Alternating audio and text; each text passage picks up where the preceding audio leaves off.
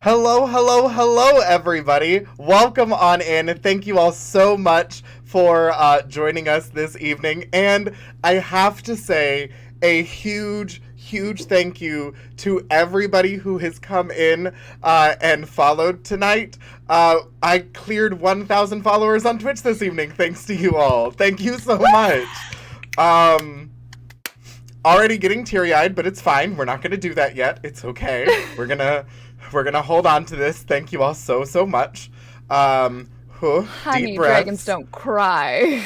And Pirate Tom, thank you so much for the bits. Thank you all so much. And I have to give a huge, huge thank you to Queenie and Fudge for donating $100 and introducing one of Anne's blurst creations to our arena fight this evening. Can I sing the song? Really quickly, hold on. Okay. Huge thank you to Doc Haggis, Exiled Bison, Pirate Tom, Look It's Lyrica, Nate Gilbert, Thraxer, Zealous Rage, Semric, Blood Gulch Goblin, Zia the Chaos Witch, Durka, and C. Harvey this evening for the follows. Thank you all so much. It really does mean so much to get to have you all here for the Trans Day of Visibility, the entire reason why we are doing this charity series, and to be here to celebrate the importance of trans identity and trans lives,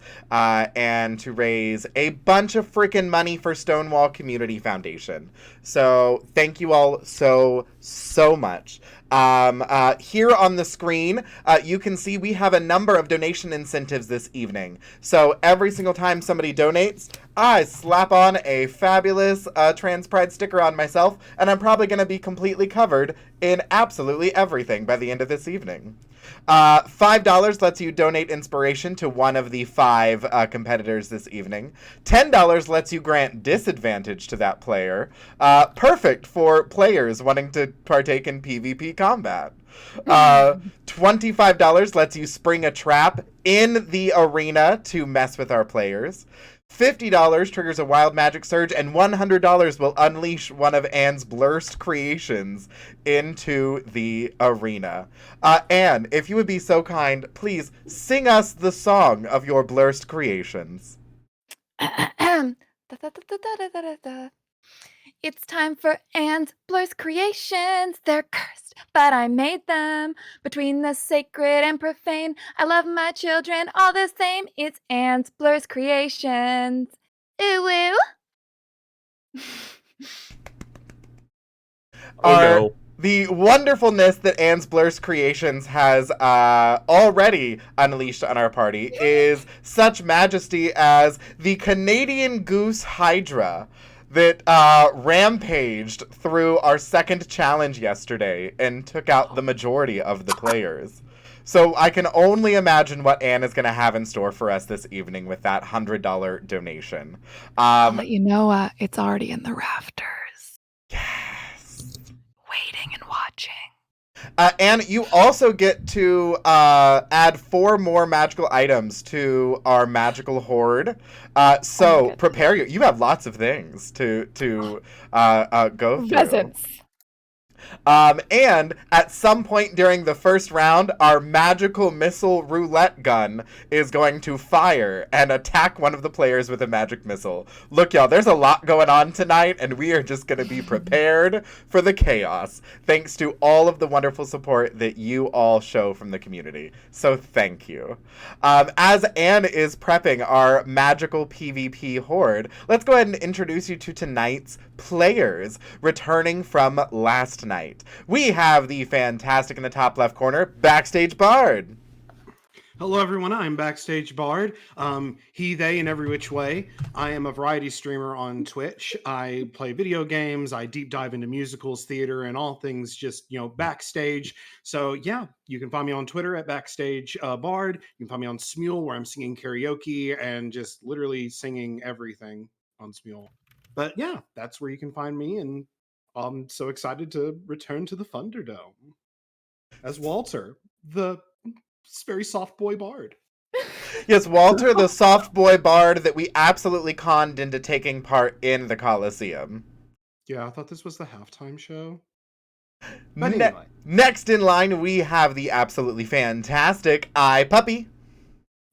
Hi guys, I'm iPuppy. I play Pupcakes, variety streamer here on Twitch. You can find me on any socials, iPuppy_TTV. Yeah, just a chaotic pup here. Who absolutely conned and charmed his way into the announcers' hearts with their adorable corgi form. But we found out corgis are no match for Canadian geese. No, Canadian geese are the devil. I think that's what we all learned. The devil stays in hell for fear of what he has brought to this earth in the form of Canadian geese. All the niceness of Canadians, we need the geese here to balance that out. So we're Makes just as sense. big a dicks as every other country, on average. Next up, we have the absolutely fantastic Asynthetic 20, who has brought a friend tonight. Hi. Yes, the dog energy was so strong that I had to bring a dog of my own in order to balance it out. But I am Synthetic20, Asynthetic20 on Twitch and Twitter. I am a 5e freelancer and cozy streamer, playing all kinds of comfy cozy games like Stardew Valley and the Kirby and the Forgotten Land. And then releasing gender diverse and LGBTQ plus friendly supplements on DM's Guild and Drive Through RPG through places like Splinterverse and Grim Press. And yeah, tonight my pronouns are they, them, but tonight I will be playing Ragnar of the Wild. And Ragnar's pronouns are he, him, as he is the ace that runs the place. Absolutely fantastic. Next in line, we have the Juliancito. Hello, I'm the Juliancito. You can find me on Twitch at _Juliancito. I am a variety streamer, play a lot of comfy cozy games, and I am also the producer for Death to Divinity, the first all-fat, all-queer D&D 5e show on Saturday nights on OK Katie May's channel. I love that show. Yes, come through. I didn't know you got named the producer. I'm so proud. That's so exciting. Very exciting. Oh Yeah. my gosh. Congratulations. It's so wonderful. you, Seriously, thank you. y'all, also, if y'all have not already heard of Death to Divinity, please go check it out. It is such an incredible campaign. It has inspired a lot of the ways that I run campaigns now here on Twitch, and it is so incredibly wonderful and sweet and groundbreaking, and I absolutely adore all of everything that has gone into that show. Please go check it out. If you love everything that we do here on the channel, you will absolutely adore it. Rounding out our players, we have the amazing Maddie Nova. Hello everyone, my name is Maddie. I go by he, him. I am a variety streamer who does a little bit of charity, and you can find me over at Maddie Nova TTV. And I play the fabulous Valkyrie to honor my Swedish heritage. Absolutely fantastic. Though Valkyrie has lost her twin sister, she is continuing forward in the competition and ready to bring justice and judgment to the other players. And everybody, I am joined by one of my absolute favorite people on Twitch, my chaotic other half, the absolutely wonderful Gnome Anne. Yes, hello, that's me. My name's No Man. I'm a D&D streamer.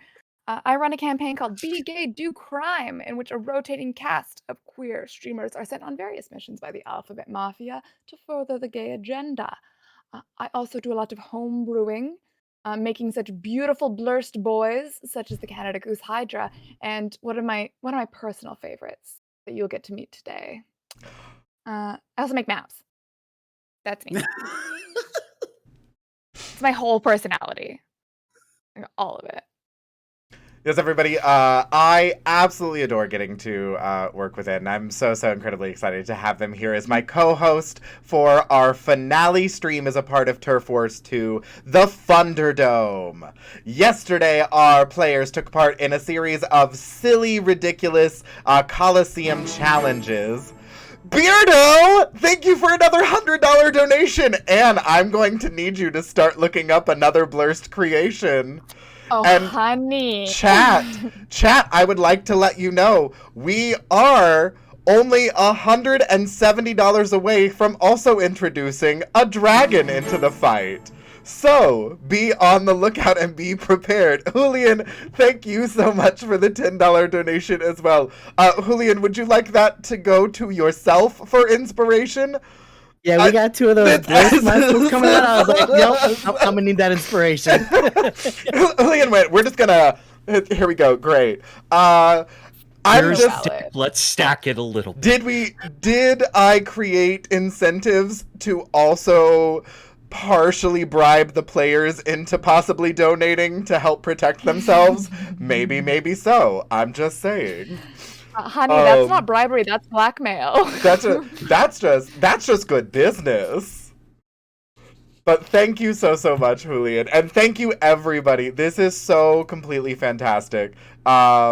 This community has done so much incredible work already. And we are just getting started this evening. We have this entire evening to go. So thank you all so much. Let's go ahead and jump in to some introductions to our characters as we prepare the Coliseum for the Funderdome Battle Royale finale. Starting things off with the person currently in first place, probably despite everybody's surprise, the bard who was extorted into being here and had no idea that they were taking part in a battle royale competition. Walter, please describe yourself as you re-enter the arena for the finale. So Walter, for the first part of the evening, cried a lot. But then they were inspired. And so they got their sending stone out, contacted Philip, the agent, because, you know, they can fix everything. Got a nice little goodie basket. Made me feel really special. Loved that. And then today, as Walter enters, again, same high elf appearance, 7 foot tall frame, the black with the red streak of hair. But this time, there are 2 subtle changes. Number 1, we see a blue sash that has been somehow obtained that just, it's just like, oh yeah, this is my first place sash. They gave this to me yesterday. Did I steal it from the drapes in the room? Maybe, but totally thank you. And then also I realized that, like yesterday, I was a little weak and probably a little bit cowardice. So I manned up. And I got new I'm prepared for battle. I didn't have actual like the black, so I used eyeliner, but it worked. And so we're just kind of like, we're here. Is it waterproof? It is waterproof. I knew that I was going to cry a lot today. You give me Pisces energy. Are you a Pisces? Oh god. I don't know what that means, but It means you cry all the time and make art. That is me. Yeah, you're a Pisces. Congratulations. I don't know if okay. Sure. As Call that Walter, reverse astrology. I move the stars to where I think they should be for you. Okay, thank you. As Walter takes the place, there are places around the Coliseum kind of placed in almost like a star-like formation. So Walter takes one of the places, and Wild Lion, one, not only are you currently in second place, but thanks to the fantastic Frogger 2010, you have 4 inspiration points that you may bank for their $20 donation. I do have to say that's my IRL partner that has done that. So Yes. thank you to Frogger for stacking the deck in my favor. Frogger said, listen, everyone else is over here getting all of these inspiration points. Get prepared. We gotta take care of this. I feel that. I understand. She's got my back and I appreciate it. There we go. But today I am, as I said before, playing Ragnar of the Wild. And Ragnar is a 6-foot-plus Leonin, a paladin of the Oath of Glory, that has been cursed by the Queen of Air and Darkness to accept any challenge that comes his way. And he fights today for glory in sparkling chainmail that, as yesterday, looks as if it has just been shined, despite the fact that it has not. Do you know why paladins like chainmail so much? Oh God. Because it is holy armor.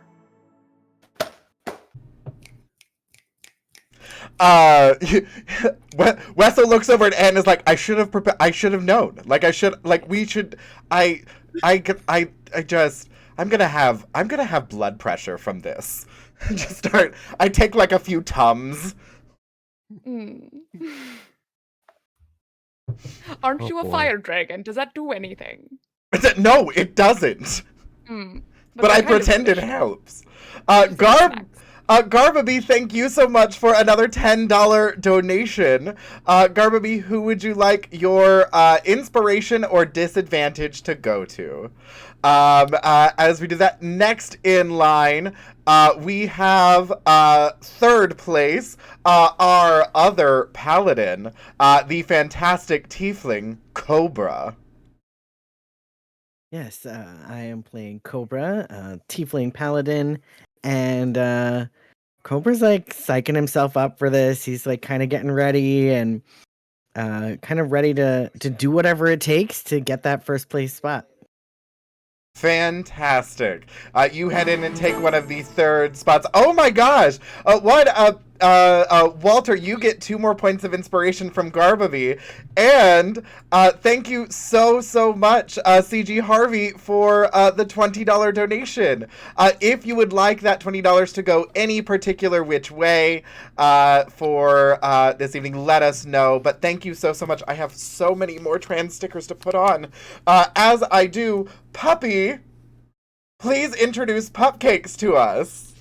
Well, Pupcakes obviously is trotting out there on all fours in corgi form, little butt waggle. I spent the whole night trying to figure out where or how to talk to these people that are in the stands. They are not talking back. So I just had a question. Do they know what language do they know?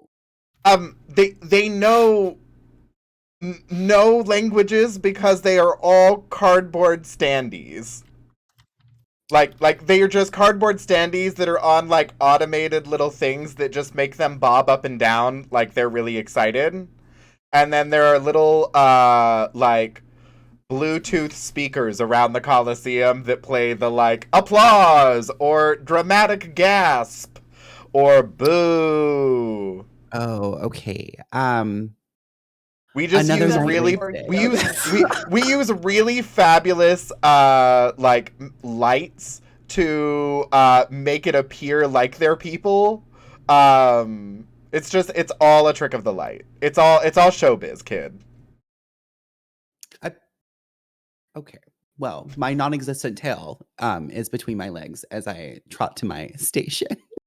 In corgi form, like you're pre-corgi already? Okay. I'm corgied up. Great. Corgied up on a Thursday night. Wonderful. Great expenditure of wild shape. It's a beautiful expenditure of wild shape heading into a battle royale. I love this. This is an interesting strategy. Let's see how this plays out. And rounding out our competitors is Valkyrie. Hello, everybody. I am the sole survivor of last match because my sister utilized some chaos magic and flung me through the air, and I accidentally used Giant Smite and knocked myself out into last place. And I'm very sorry for that, but I'm also very thankful for my sister for the donations and giving me all those inspiration points and disadvantages thrown at these peasants. Because I am here for revenge. as you take your place, Puppy, thank you so much for the $25 donation, sweetheart. What would you like your $25 to go to? Would you like to spring a trap? I was thinking that I could give my inspirations to other players that might happen to give me belly rubs on the battlefield today. Yes. In a similar vein, I was allowed $20 to play with. I would like to give my blurst creature 2 advantages. But I would also like to assign disadvantage to the next person who I think doesn't laugh at my joke enough. Beautiful. Beautiful. I love this. Wonderful. So, players, as our announcer continues to make terrible puns, the first person that doesn't laugh wholeheartedly will be rolling at disadvantage. Just continuously laughing for the rest of the night, then. To let chat know, so far we have already raised $285 this evening for Stonewall Community Foundation. If we get $15 more, that is another magic missile roulette that we have to do. And if we get up to $1,000 total, then we will have a dragon join the fight in addition to Anne's Blurst creations. So as you all make your way into it, you watch as a little platform rises up in the center of the Colosseum, and you see this entire horde of magical items. They all appear to be covered in this bright shimmering light, so it just looks like this giant pile, and if you would like to try to grab one of the items, you basically have to stick your hand in and grab at a random item and see what you get. You watch as a number of tall columns and pillars arise through the Colosseum surroundings and cover the Colosseum arena floor, creating spots where people can hide behind and duck behind. You see there are little small embankments that you can duck down behind as well, strategically placed around the arena map, and you watch as you all prepare for combat, slowly this dome of force surrounds the entirety of the actual arena area, covering about 60 feet in the air. Kind of giving you a little bubble, you can't go higher than 60 feet into the air, but you've got a pretty wide area around to play around with. Basically, if one of your abilities has a range, you're going to be able to hit somebody with it within the confines of the arena. And with that, we are set to get started. Now, the order in which you entered the arena is also the order in which we will start things off this evening. So that will actually be starting initiative until we call halftime and take a break, in which we will then return to starting placements and roll for initiative from there. You may not attack a player who has yet to start their turn. So for the first round of combat, you can't attack people who haven't gotten to enter the arena yet. But you all will be able to... Blaze, thank you for $25 more. If you would like to... inspiration for everybody. All 5 of you get another inspiration point from Blaze. Thank you so, so much. That also means that we will be firing a 3rd magic missile. So just... be prepared, y'all. Our magic missile ray gun is getting in work this evening, and y'all are amazing. Thank you so, so much. So to start us off, Walter, we are with you. Each of you are about equidistant from the little horde itself in the center of the arena. What would you like to do with your first turn, Walter, to get us started? So Walter is gonna focus himself. He's gonna take one quick strum just to make sure he's in tune. Yeah, we're good. All right, everyone. And I kind of yell out to all my other players, let's give them a good show tonight. And I'm gonna rush towards that cornucopia. Perfect. So you rush forward and you thrust your hand into the horde. And what magic item does Walter pull out? Before that, I have something very important to add. Ooh. Which is that I'm not surprised the bard went straight for the cornucopia. Because you know what they say about bards? They're all about the loot. Lovely. Valkyrie gets disadvantage. Excuse me, I'm Swedish. I'm not supposed to show emotion. It's weakness. Anne Sounds was like a you problem. I love that Anne was like, no, before we get too far, everyone needs to remember, I'm forcing disadvantage on people who don't laugh at me. Yes. Okay, so how many items are in the cornucopia? Wesselhausen. At this point, I believe there are 9 from everything that everybody has donated today and yesterday. There is a ton. Like, people have been filling up this cornucopia. Beautiful. Bard, roll me a d10. Let's find out what you get. I rolled a 9. Goodness gracious. Well, congratulations. You pull out a fork.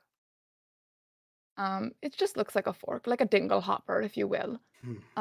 Now, once a day, this fork will allow the user to eat any non-magical item they can fit in their mouth to regain 2d6 hit points.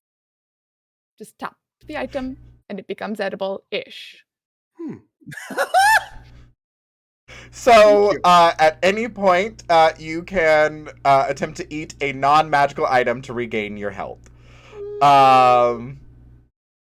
So you all watch as Walter runs forward, sticks their hand in, and pulls out a very tiny little dinglehopper fork. All right. And then I guess I will... I am a weak boy. Do I stay or do I run? Machina X Domina, thank you so much for a $500 donation. Holy... What? Holy shit. Holy shit, that's amazing! Guys, I think we're fighting a dragon. Because fuck turfs, damn right. Because fuck her. At the end of this round, a dragon will also be joining this fight. And Let's that means fucking go. 5 more blurst creations? Oh, this shit's about to go down in this arena, y'all. Right. Shit's going down. For some reason, I don't. Is this a metagame? For some reason, Walter just feels that he needs to stick with the group and maybe just hang around this cornucopia for a little bit, and we can strategize. Because I'm scared.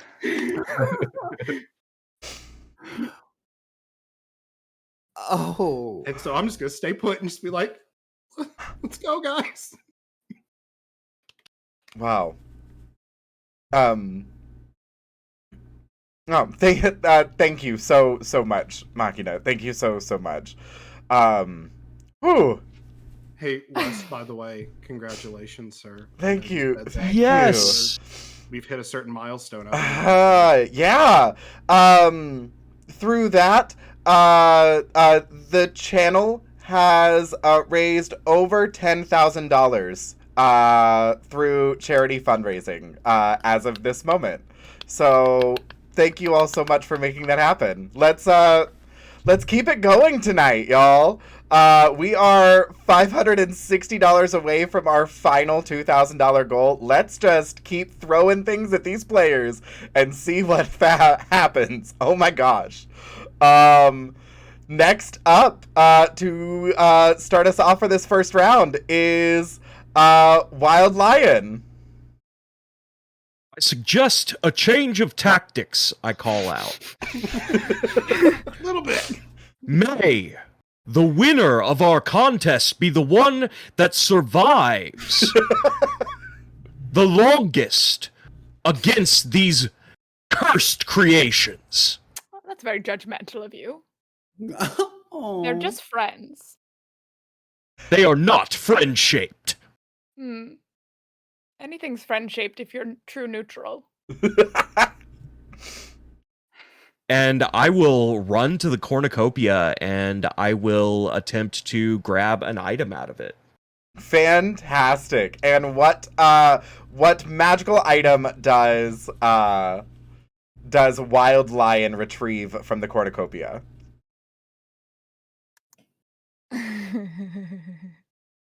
Wait, this one gives me joy, so I'm just gonna give it. You pull out an elegant tiara. Beautiful. Until you examine it closely, in which you realize it's largely made of tin foil, as you have retrieved the crown of the false king. This tinny crown increases the confidence and self-image of that who wears it. It grants +2 to charisma checks that require confidence, but any insight checks against the wearer also have advantage. I place the crown upon my head, and I turn. It is as if it has always been.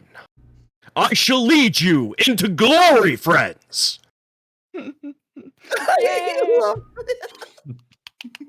I just look over at Anne, I'm like, Anne, I love how you're setting them up before we just throw things at them. I didn't think they would realize that they're all gonna have to fight it out with us instead of each other. It's so wonderful. They had no idea. It was going so well. I know, I gave the little kitty a hat. Did you see? It's adorable. Have you seen the way their eyes just catch inside of it? He looks so adorable. He gets distracted. He does paw at the tinfoil a bit. Yes. Next up, we have Cobra. Cobra is not going to waste any time. He's going to go directly for the pit and try to see what he can find. You reach into the pit and you pull out a single ring. Just a silver band with some ruins and inscriptions upon it. And as you examine it closer, you see that one of these inscriptions is, in fact, a chicken. As you have retrieved the ring of the Colonel, this wearer is intensely aware of any and all chickens within a 1-mile radius. The wearer may use an action to summon 1d20 chickens. And you may recharge the ring by licking your fingers.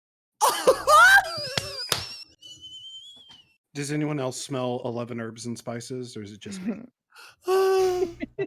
You're a genius. Such a I only smell tin, but I've always had a weak sense of smell. Incredible. Next in line, we have Pupcakes. Who has been wagging this whole entire time. It looks like there's a toy box. And so I'm going to go towards the toy box and reach my little head in there and like drag something out.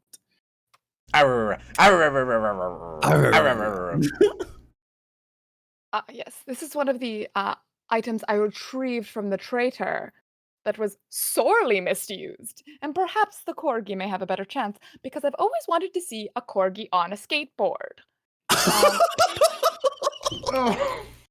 You have retrieved the skateboard of skitching. When standing upon the skateboard of skitching, you may use an action or reaction to grab onto an ally in melee range, and you will travel with them on their movement. Oh, I'm going to continue to follow Cobra around then. Perfect. You just get a little leash. I'm gonna let it skitch behind Cobra. Adorable. Just like a little like skiing moment, like a little parasail. I love this for you. And rounding out our players, Valkyrie, get in there. Get something fabulous. All right. Since I'm still suffering from a major headache from yesterday's tumble, I walk towards the cornucopia to grab something from the stash of items. And Lord, please let it not be an IKEA table. Goodness gracious. You reach in to the stash, and just something sticks to your hand, and you try to shake it off. as you have retrieved the bubblegum of sass. While chewing this bubblegum, you gain the ability to cast Vicious Mockery cantrip as a bonus action and gain +1 to your charisma. Bonus points if you make bubbles and pop them emphatically. I know how to make bubbles, honey. JDDJ, thank you so much for another $25 donation. Thank you so much. Let's double check and see if that was there. And can you spring a trap? Absolutely. Absolutely, JD. Thank you so much. And thank you as well for the follow, as notifications are off on this screen, but I do see it. Thank you so much as well for the follow there. So now that you all have retrieved items, a couple things happen. One, the trap springs, and you watch as a heavy cage of vines and thorns encases the rest of the magic item hoard. So if you wish to return and gather more supplies, you must risk reaching through the vines and thorns to try to retrieve more. Second thing that happens at the end of this round, our magic missile cannon goes off for one of the many times now that we have to activate this. So, to start us off, that is going to be a 5. And so, in overlay order, Valkyrie, you watch as the giant ray gun raises up over the light-up screen, starts whirring, and 3 little bolts foom out of it and slam through the barrier and into you. And I'm going to use just a d6 for these because there's a lot that we have to do. So you are going to take 2 points of force damage as the ray gun shoots you. We're going to be kinder today because we have to shoot a lot of magic missiles at people. And finally, Anne, begin describing the horde of blurst creations that makes its way into the arena. I love that she took the glasses off and is stretching like, guys, oh Lord. You look up into the rafters and just catch it out of the corner of your eye. 2 glassy orbs staring back at you like a raccoon caught in the headlight. And the only thing you hear along with it is a little skittering sound as you see it around the rafter, around the other rafter, till it drops into the middle of the ring and looks at you and says, feed me, as you have been attacked by a long Furby. I shall feed you cold steel. Oh, I think it's cute. Thank you. Yes, he's a It's very friend. I think I've made that quite clear. Anne, would you like to save the rest of your blurst creations for another round, as just the long Furby enters for now? Should I give him a friend immediately? I have a dragon friend. Okay. We have one more friend who just walks in the front door. Just strolls on in. And this one looks very much like a dude. A little bit of a vacant stare. A little bit not all there. This is, in fact, just a guy. And it is not until you see a bit of flesh kind of fall off and get thrown back on. And notice with the contents of his sensible handbag that you realize that just a guy is, in fact, a boneless using crushing embrace on a skeleton, which is possessed by a ghost and carrying a brain in a jar in a sensible handbag. Just So it's all of the things that would technically make up a person, but none of them are a person. So it's just a guy. I made one, see? People are always all precious about how they make people, but I make people too. This one. And you're amazing. You know, Anne, I've been making a man with blonde hair and a tan, and we should talk later after this. Yeah, just a guy is quite pallid. All that dead flesh doesn't really retain the melanin. Now, as the Blur's creations enter on opposite sides of the arena, dropping down, you hear the flapping of wings overhead, and you realize that no horde can actually be a horde without a dragon to defend it. And you watch as descending from the sky and landing atop the thorny cage perch surrounding the magic item horde is a topaz dragon wormling who looks around at all of you quite menacing. And you can see the jacket that Wessel is wearing looks very similar in style to the topaz dragon. I just look over, I'm like, you get him, son. And the dragon just lets out like a little bit of like a cry and looks over menacing at all of you. And is going to attempt to cast Bane. And is going to be targeting Wild Lion, Cobra, and Pupcakes. I need the three of you to give me, once again, not Walter. Nope. I need the three of you to give me charisma saving throws, please. That would be 18. As I do have the charisma of a leader. Especially now. 11. And Pupcakes, what is your charisma saving throw? 18. 18. And not Walter, what did you want your $20 to go to there? Oh, I'm sorry. It was disadvantage on Dragon and the long furry will have disadvantage on the next. Yeah, no. Perfect, no. Wonderful. So they'll have disadvantage on the next saving throw or check that they have to make. But Bane will still go off. Cobra, for the next minute, as long as the Topaz Dragon is concentrating on it, anytime that you make an attack roll or a saving throw, you will have to roll a d4 and subtract it from the result.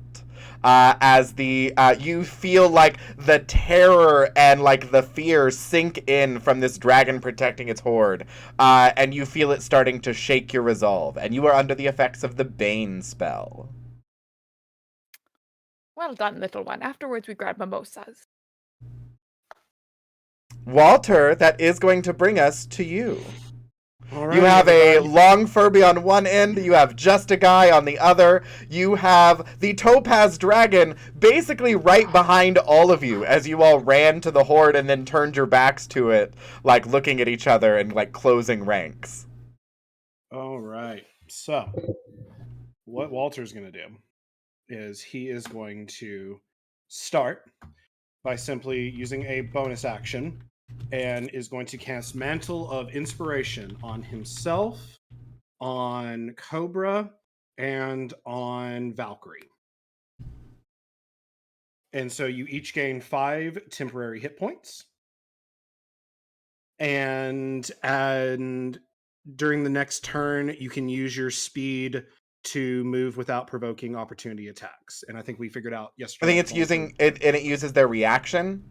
It says each creature can immediately use its reaction to move up to its speed without provoking opportunity attacks. Yeah, so the three people that you just picked, you can go ahead and use your reaction to move away, and you will not trigger an attack of opportunity from the dragon that is behind you. Exactly. So all three of us, like, we can get out if we want to without being clustered up. So definitely going to do and all of a sudden you see over what you're already wearing. It's like it starts to glow, and you see a little bit of like vines start to grow off of it, but they also like have butterflies that pop off as they sprout, and you just feel inspired to be the best version of you that you can be. That no one ever was. And like no one ever was. And so that is my bonus action. And then for my action, I am going to look at specifically the dragon and the long Furby, because I know Philip's got me. And I'm going to use my enthralling performance on them. Ooh! So they both means have disadvantage on the saving throw. Go ahead and perform for us. Yeah, I have to perform for a minute, so just bear with me, please. I'm sorry. Just always be prepared.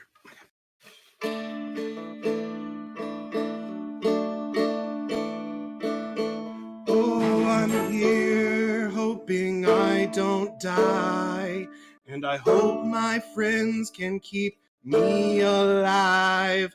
I've got Cobra and a puppy. I have a Valkyrie too. There's a lion guy who's awesome and kind of hot if I'm not lying to you. I hope that we can kill everything that tries to destroy us. I hope that we can fuck those turfs up in the morning. Oh, let's fucking go.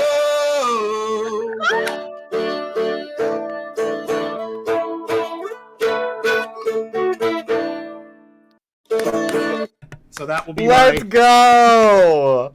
my enthralling performance. So yes, they do have to roll 2 wisdom saves. Yes. So I will roll for the dragon, and if you will roll for the long Furby, and they will be rolling at disadvantage, so they're going to take the lower result. My lower result, I love this. I rolled a 17 on my trans pride die, and then I rolled a 2 on the other one.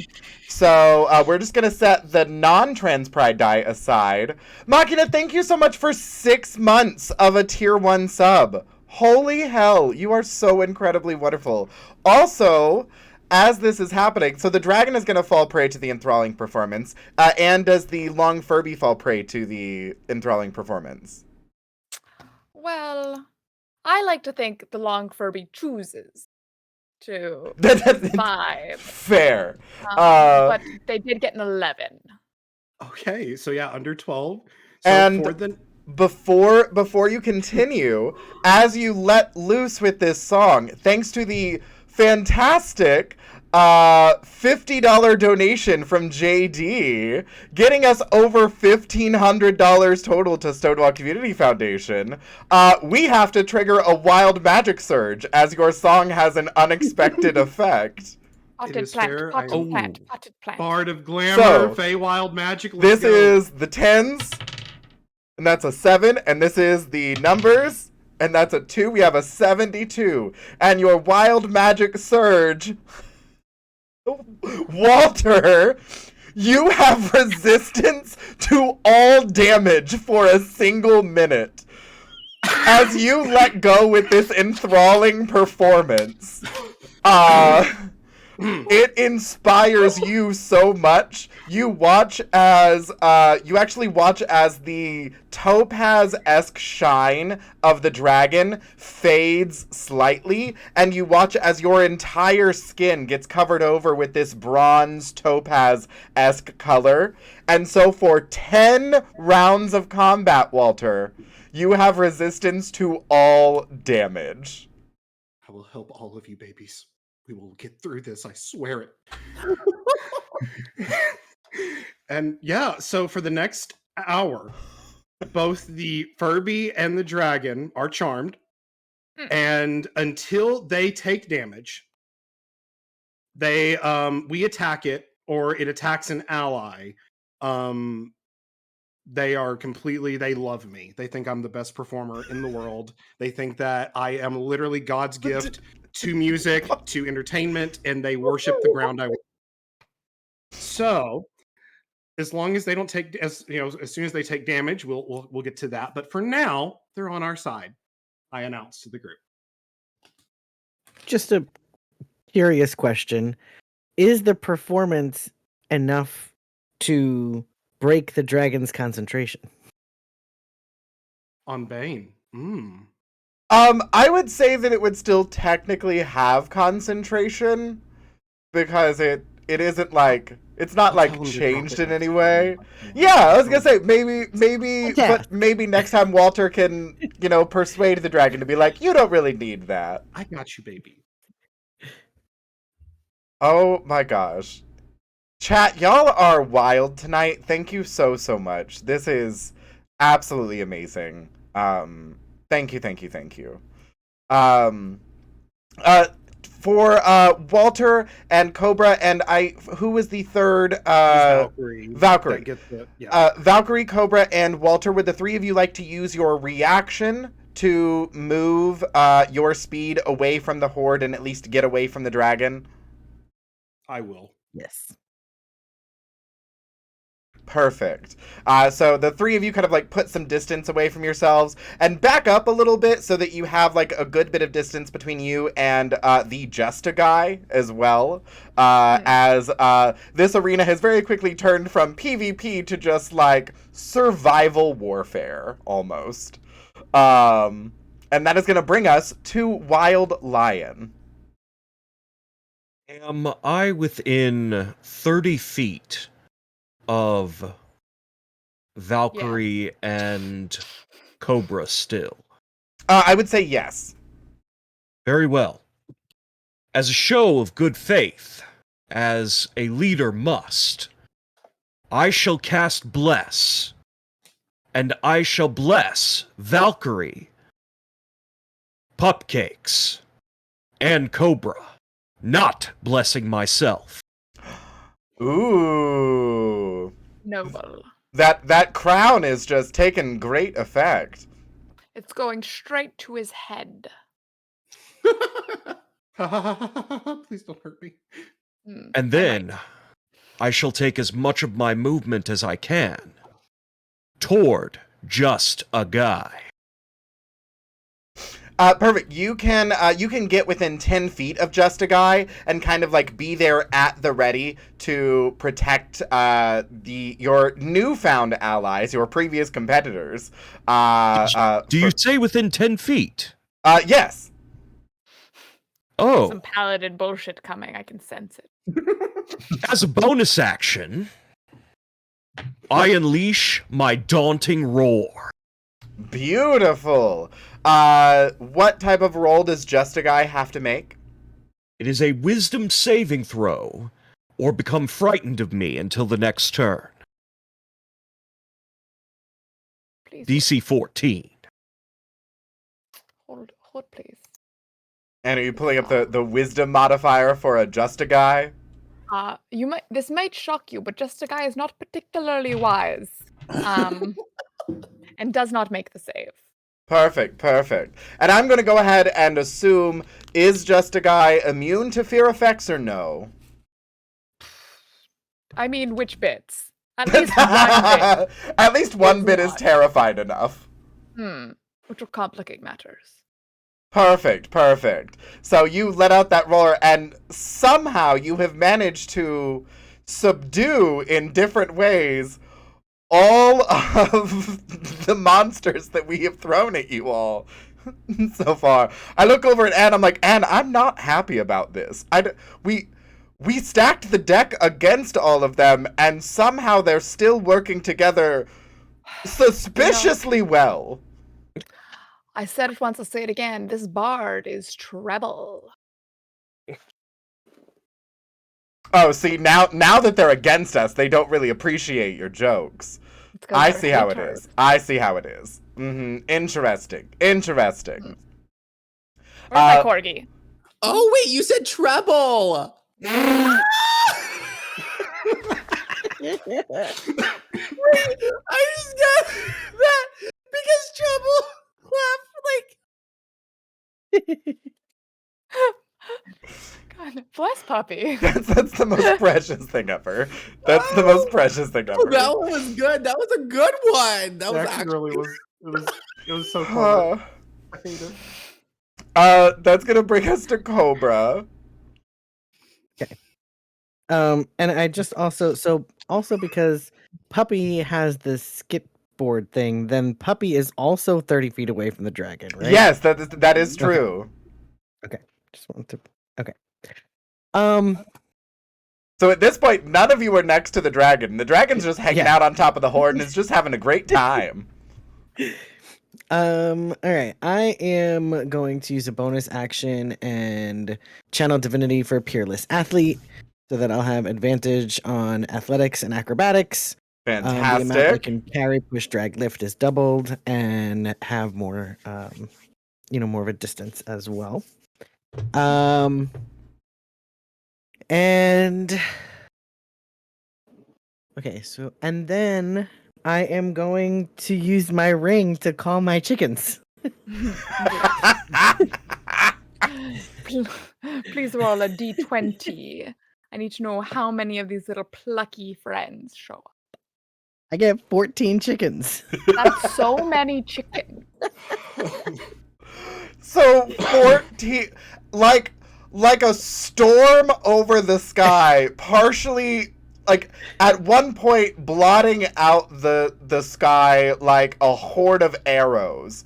14 chickens descend into the Colosseum and just plop down next to you. Macaque! Would you consider that foul play? I don't know, but it's definitely cocked.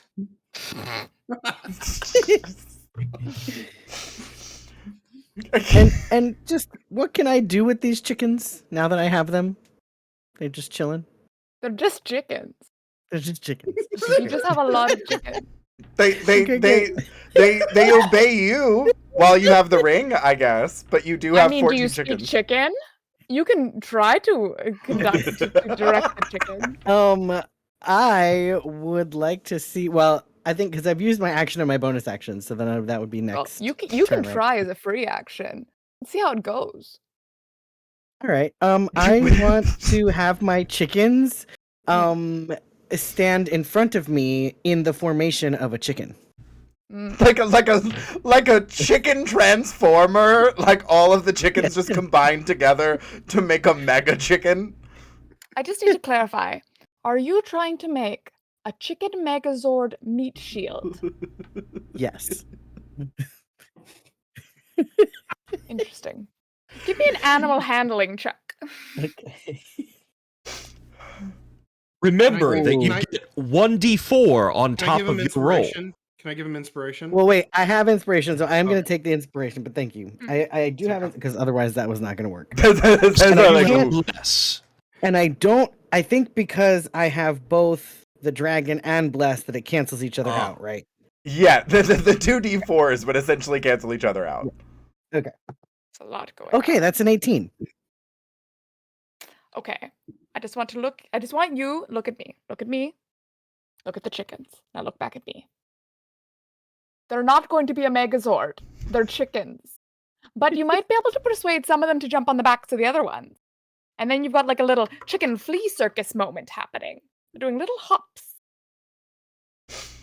So I greatly appreciate this. I feel like at this point, here soon the announcers might start like trying to outdo one another, because Wessel's over here like, oh, I was really hoping the Megazord would work out, but that's fine. But you have what it possibly equates to like a small half wall of chickens. Mm. Like they've created a little like semicircle by like hopping on each other's backs. Could More we like a say that tide they of are chicken. Like it's like a Okay, rolling okay. tide of chickens. Mhm. Got you. Rolling tide chickens. Love it. Maybe you get a nat 20 next time. See what happens. Try harder. Pupcakes, that's gonna bring us over to you. So there's chickens. I've definitely licked a few of them already. I heard They they were don't love finger that. looking good. So I am going to. There's a lot happening, and One might I'm say. I'm just a corgi. Just a That's what I say guy all is the time. fine. Mm. There's a dragon. You know what? The Furby seemed very nice. I would like to be the Furby's friend. You want to go over and become friends with the Furby? I would like to become friends with the Furby. Yes. Perfect. Head on over. Do your little booty Well, wiggle. I'm scritched. I'm scritched. Oh, you to, are scritched to Skitch, honey. Skitched. Is this Oh. not a word that children use anymore? Do they not skitch? That Okay. that's a big word for pup. So It's literally one syllable. It could not be shorter. like it can't be a smaller word. If it were shorter, it would be silence. But go ahead and give me a persuasion check to try to like become friends with a terrifying long Furby. But I could possibly ride this Furby, and I think it's quite beautiful. It's also very hungry, though.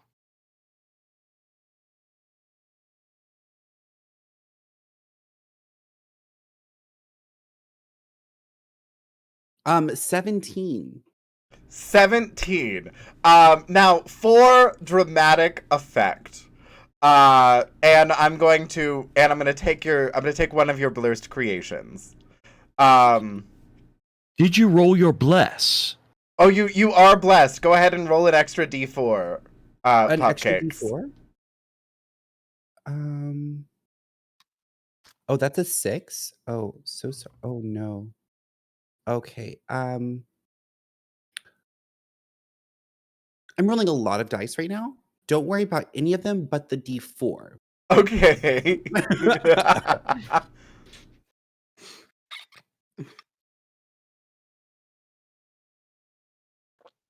I like that you just like clicked a bunch of things and you were like, ooh, okay, hold on. We're gonna ignore a lot of these.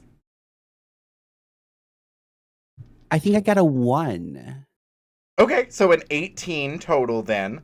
Mhm. So as you look over, you make like the most adorable puppy dog eyes you have ever made. This long Furby looks over at you, and give me a Furby sound.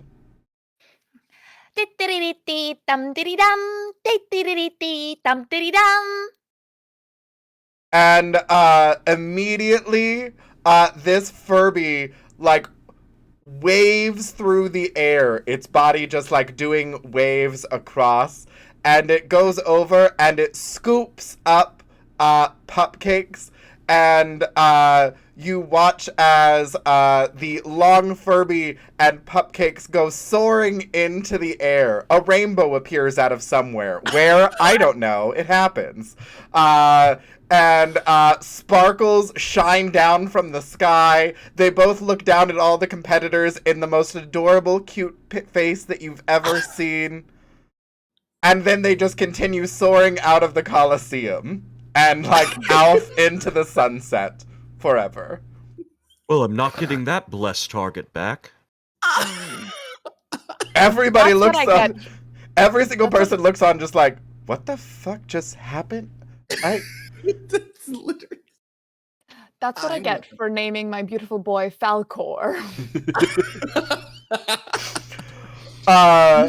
For everyone's knowledge, the fabulous puppy could not join us for the entirety of this evening. So we had to give a dramatic exit, and I feel like riding a long Furby off into the sunset, leaving the remainder of your team to have to deal with a series of blurst creations and dragons. That's a pretty fabulous way to go out, to leave everybody being like, wait, hold on, you're not gonna, like, take us with you. What the hell? What?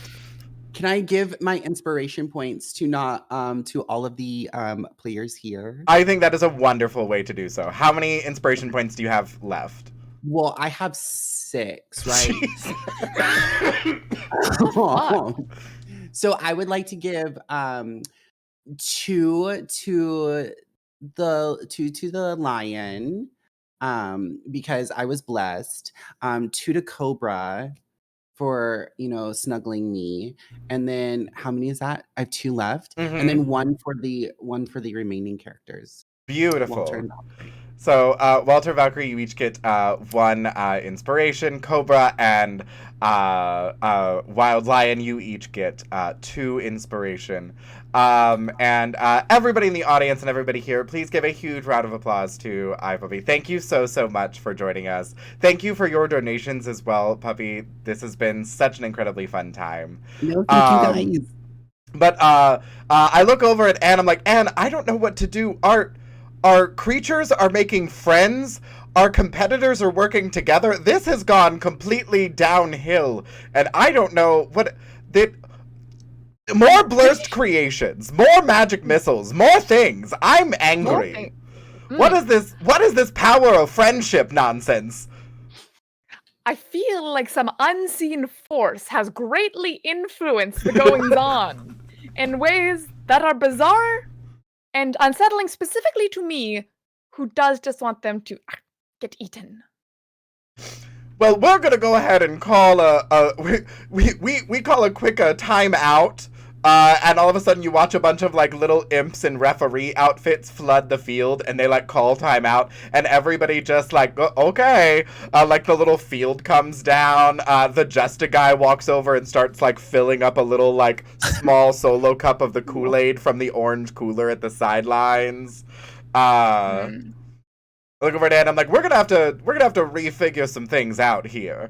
So everybody, we are gonna go ahead and take a quick 5 or 10 minute break. Feel free to grab snacks, grab drinks. Y'all have killed it tonight. Y'all have raised almost $1,000 just tonight alone, getting us to $1,535.69. Nice. We are less than $500 away from our $2,000 goal. Y'all are so completely amazing and generous. Thank you, thank you, thank you. We will be back very shortly after this break, but seriously, y'all are so wonderful. And thank you for turning this into one of the most ridiculous, silly battle royales I've ever seen just in general. So feel free to take a little bit of a break for yourselves. We will be back shortly, and I will see you all after the break. Bye, everybody.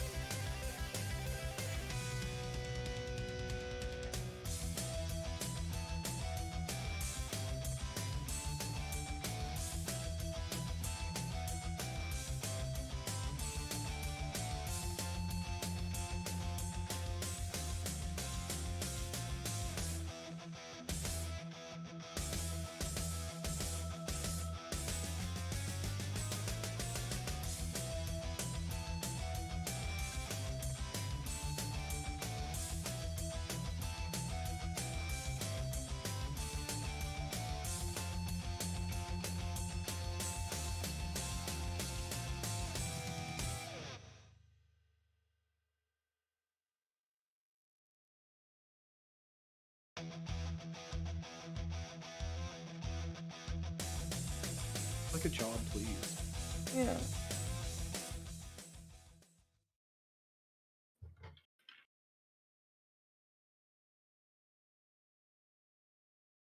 Hello, hello, hello, everybody. Welcome on back. Thank you all so much for sticking with us there as we take a little bit of a break. We switch around some cameras because, of course, things changed as Puppy had to leave with us, and get everything all set and get nice big old glass of water because, ooh, do we have to hydrate because I feel tears coming on, and I know I'm going to need a lot of water in my system for that. Thank you all so much for such an incredibly fun and ridiculous evening so far. Thanks to all of you. Tonight alone, we have raised almost $1,000 for Stonewall Community Foundation. We are literally $100 away from raising $1,000 tonight alone. Overall, this community has raised $1,500 for Stonewall Community Foundation this week. And you all have done some really amazing work for Stonewall with all of those wonderful donations. And you have done some absolutely ridiculous work turning this PvP Battle Royale into like a moment of friendship somehow. Where Anne and I are left wondering how on earth we are going to mess with these dang players. But we have plenty of magic missiles to fire off at them. We are roughly $465 away from unleashing a new dragon upon them, and plenty more blurst creations.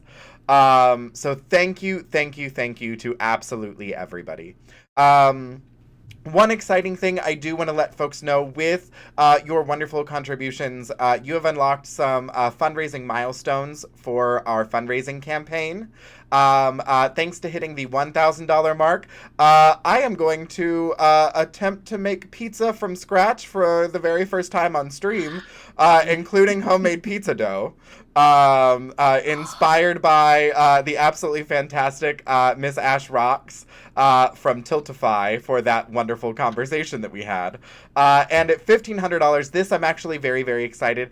I am going to be starting up a brand new ongoing streaming series called RPG Matchmaker, where I bring on a guest, Tia Spice. Thank you so much for $15 more, getting us to $1,550. RPG Matchmaker is going to be an ongoing talk show series where I bring on guests. We discuss the things that they want to find in a TTRPG game so that they can enjoy this wonderful hobby alongside of us. And we explore options for them because not everybody wants to play a Dungeons and Dragons Tolkien fantasy story. Sometimes they want to tell a story of magical transforming girls. Sometimes they want to tell a story of kid detectives. Sometimes they want to tell a more adult-themed horror story. And so we are going to do a talk show series where we bring folks on, chat a little bit, and then actually get to take a look at some of the rules sets for new RPGs or different RPGs out there to help folks find the one that fits best for them. Because it is my belief that there is an RPG system out there for absolutely everybody. And even if really ridiculous D&D or really fantastical D&D isn't your thing, I promise you we can find one that will let you have as much fun as we are having tonight. I would be terrible at that because I would just demand everyone play Thirsty Sword Lesbians. I totally understand. Based on our experience this last weekend, I completely understand that. Tia Spice, thank you so much. Tia Spice said, "Turfs be gone, more Furby monsters for change." Thank you, Tia. I absolutely agree with that statement. As we have lost one Pupcakes who go flying into the air aboard a long Furby to live happily ever after. That brings us to Valkyrie. All right, I think I see a lot of potential with these chickens. So, I have a plan. It is very clear that we will not be able to survive unless these fiends are defeated. So, I will attempt to provoke the dragon. So, my plan is to imbue the chicken with a fire rune that will shackle the dragon, and we shall do that with an axe to its neck.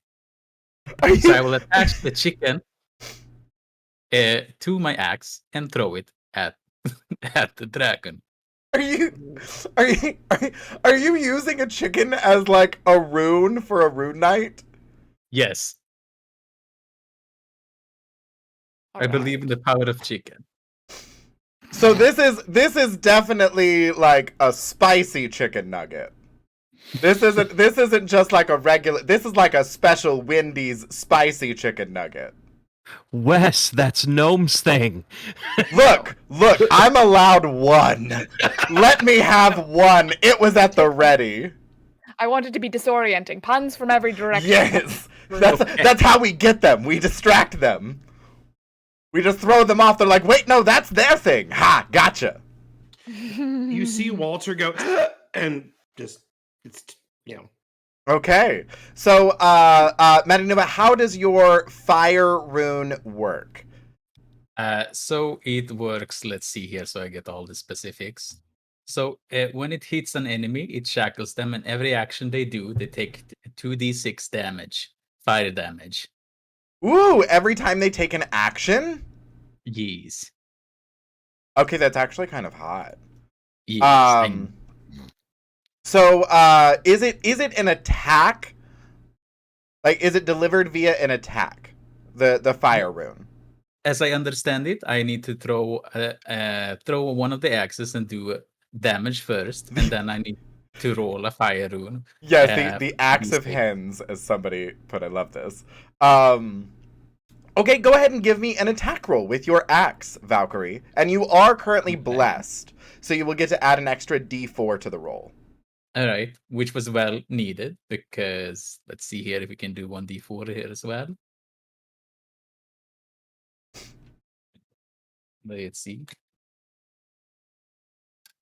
So that would put me in just 8 damage. Oh, you roll a d20 first.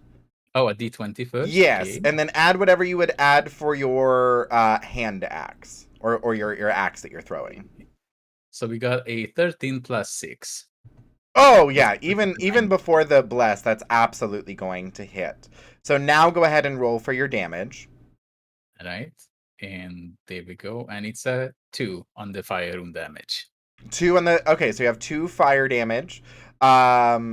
So as it hits, you watch as the axe hits the dragon. You actually watch as like the chicken begins pecking out the rune of fire onto one of the dragon scales, and you watch as this series of like nugget-shaped chains starts wrapping over the dragon.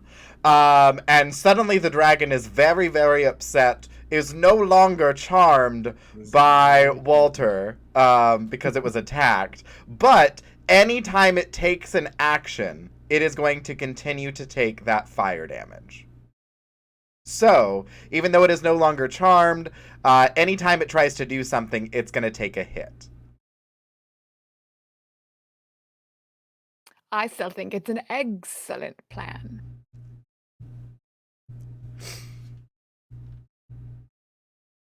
Miss Puppy. The puppy enjoyed the joke. That is going to bring us to the dragon. And the dragon is going to turn to you, Valkyrie, and is going to let loose with its desiccating breath. You will be the only one caught in the cone. I need you to give me a Constitution saving throw, please. You do get to add your extra D4 for your bless. Let's see. Oop, that was the wrong one. There we go. And a D4 for the bless. Mm-hmm. So that puts me in a total of 27. Okay. Don't need to show off. It's fine. First, the dragon is going to take 2d6 fire damage. So it takes 5 more points of fire damage as the shackles latch onto it because it used an action. And then you are going to take... You still take half damage. So you're going to take...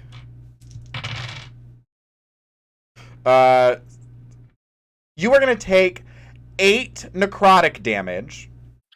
And luckily, you are not weakened by the breath. It seems that because as it went to let loose with its desiccating breath, your chains wrapped around it and cut off its breath before it could like really seep in. Wig. But you do take 8 necrotic damage from its breath attack. And I think it's time for us to unleash another blurst creation.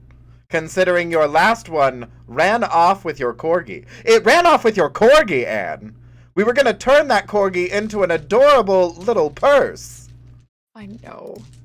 Maybe I'll see if just a guy will give me their handbag after. I like the one with the little brain. But children, come. And I look back up to the rafters. I know you're up there. Come out. As you just hear this kind of like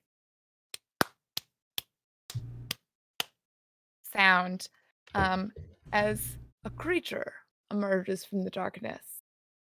On first glance, you might think it's a spider, but it's not. It is, in fact, a sprow. You've heard of drow spiders, driders, but have you heard of spider drow sprows? The sprow has the head and body of a giant spider with the limbs of a human. It has 6 human legs, none of which match, and 2 human arms. They all have untrimmed finger and toenails. The sprow has a human butt, human teeth, because God has forsaken us.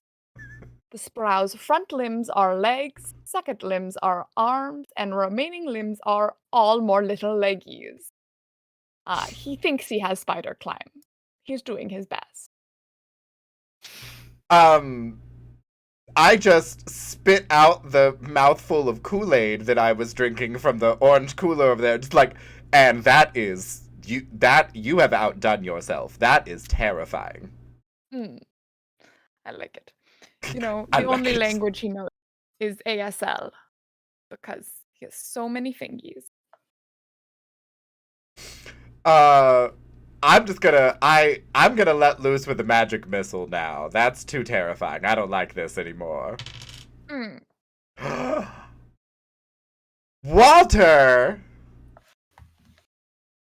you take 6 points of force damage. Point of order. It hits me, but I don't think it does any damage. Because for the next 10 rounds, I believe I'm damage immune. You are resistant, not immune. Oh, resistant. Damn it. Okay, so what does that Settle mean? down. What does that mean? I don't know what So that you take half damage. So you're actually okay. gonna take 3 points of damage. Ow! Okay, that's fine. Is your enthralling performance a concentration effect? It is not, but I don't think any creatures that were affected by that are no longer affected because the Furby flew away. Oh yeah, and the dragon got attacked. Yeah, so okay, no perfect. one is charmed anymore. I had two, but they both just happened to just leave. Wonderful.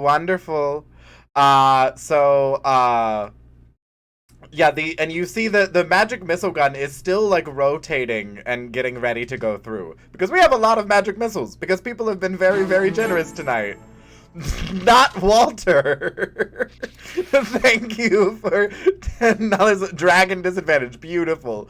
Well, not Walter. It's your turn for the dragon to roll at disadvantage. All right. So it's like I love everyone's hustle. You're all doing great. Thank you all. Like again, thank you. Let's just also not, break my charms, please. All right. And so boom. All right. And so the bard's gonna be like, throw the hair back a little bit and just going to what am I gonna do? As a bonus action, I am actually going to use one of my bardic inspirations, the last one I have for the day, and try to inspire the lion of pride, Mr. Lion here. Just give him a quick.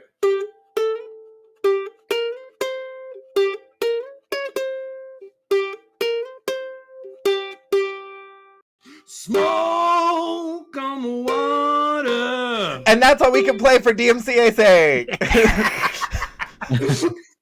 So yeah, so just give the line a little bit of like, come on, line, do your thing.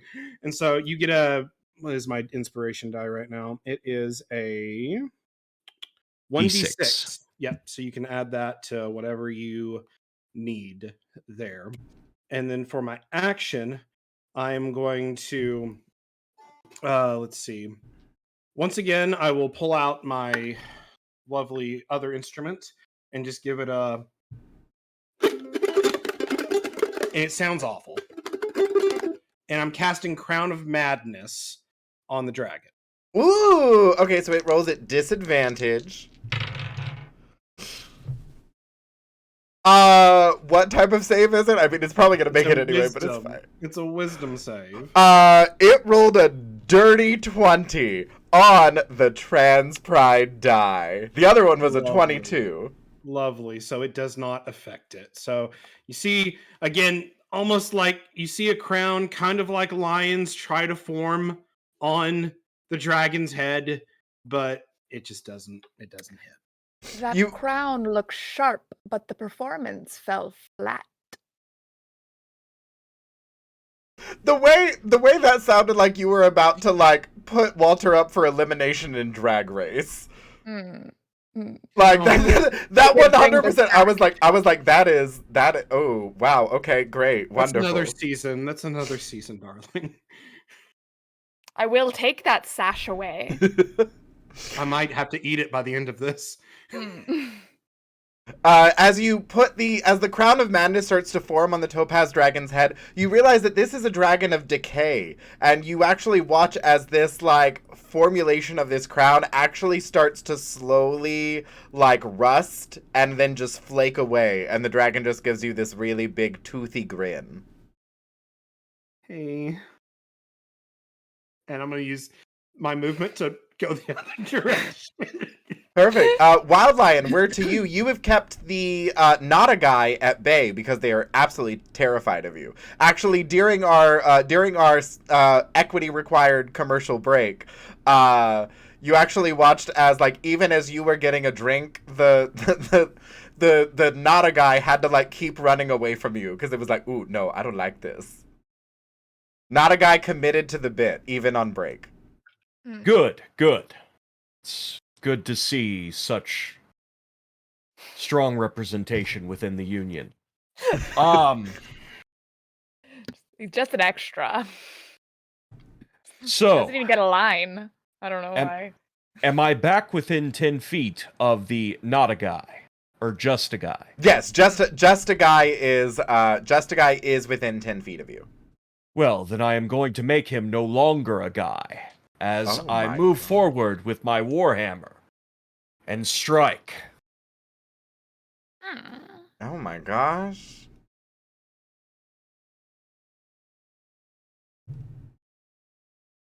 That's natural 20. Yeah, it's funny that you say that because that does hit. Not synthetic. This is in fact a natural. It is. And I'm going to pump a divine smite into it. No. You know, this is one of the very few undead constructs. Just saying. It's both. But it's kind of undead if you want to. It's funny you would mention that, because that does give me an extra D8. Yes, I know. It's like, no, we're aware. And we keep throwing things at them, and they just laugh it off. I know. This guy, you cat to be kitten me, right meow.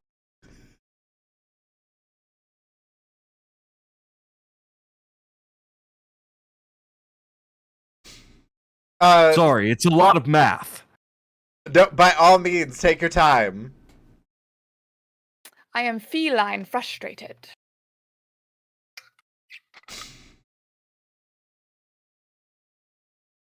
Perhaps we should take a pause.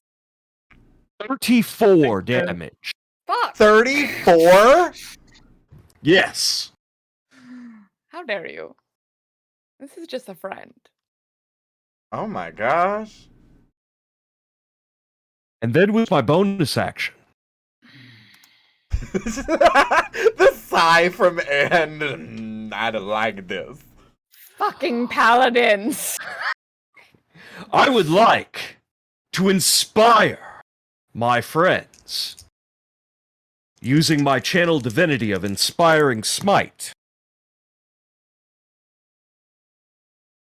to give 13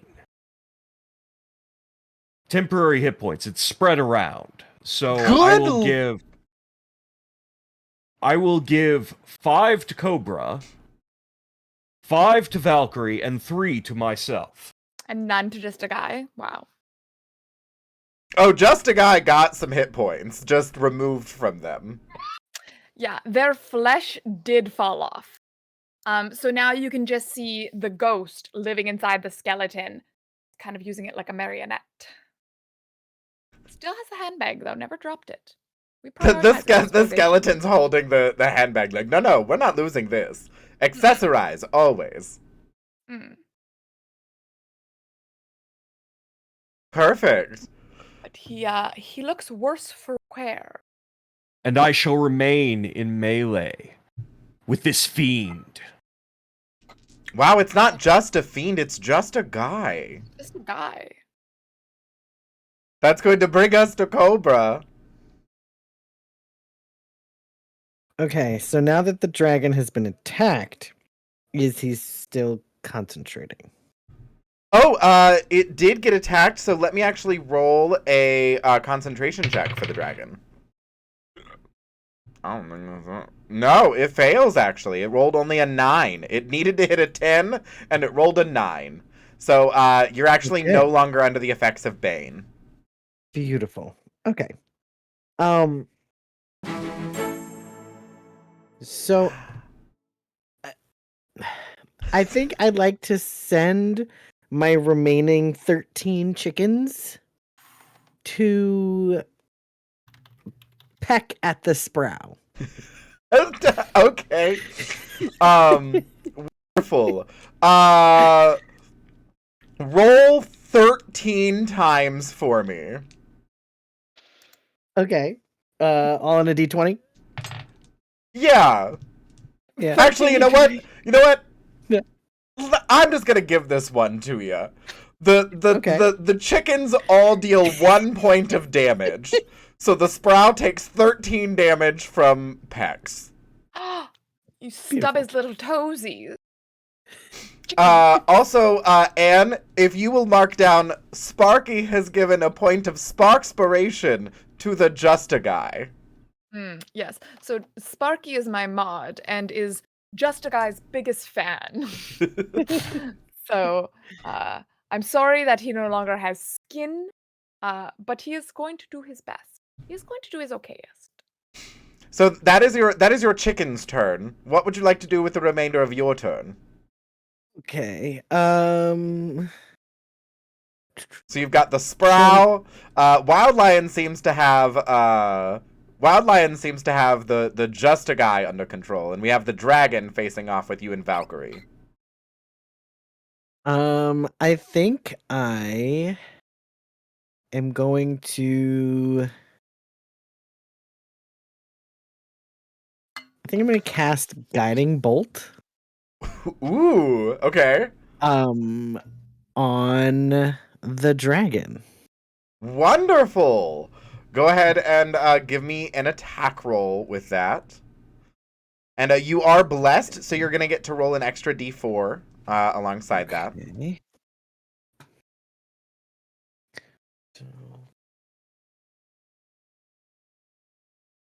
And chat, just like Sparky, I'm just saying, if you would like to donate and continue giving advantage to these poor blurst creations that are just getting, like, beat to heck out of by these poor, mean gladiators. Bullies. Can I bring more Furbies now? In just a moment. Thank you. I got a 13. Total between the roll and bless? Mm-hmm. But I think I'm going to use an inspiration to roll again. Yeah, I'll do that. Okay.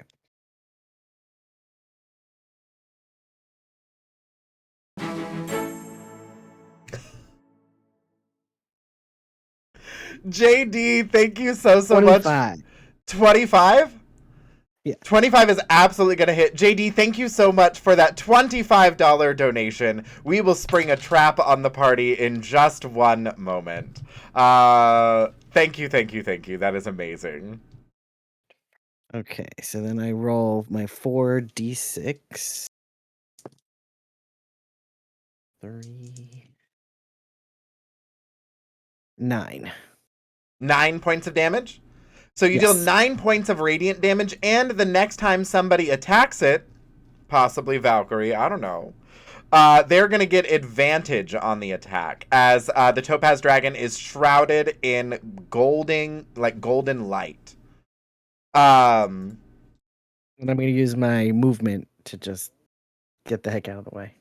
As you go to move further back towards the edge of the arena, you watch as our next trap springs. And I need you to give me a dexterity saving throw really quickly. Okay. Yeah. And then do I get the extra d4 on that too? You do.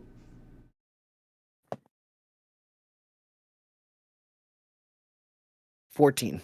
14. I'm going to say that is just enough. What you see is as you go running away towards the edge of the arena to put more distance there, you actually watch as the surrounding barrier of the arena starts to shrink. And you can hear this faint electrical whirring sound from the barrier itself, and you kind of like skid to a stop right in front of it, and you can feel the static electricity like curling up your chest, and you like stop there for a second, and just a little bit of your clothing touches the barrier, and this electrical shock burns into your fabric. It doesn't hurt you, but it hurts your clothes, and you realize that the entire surrounding barrier of the arena is now electrified and slowly closing in on y'all, making the arena tighter and tighter. Wildline, you can see the barrier is basically now just behind the Just a Guy.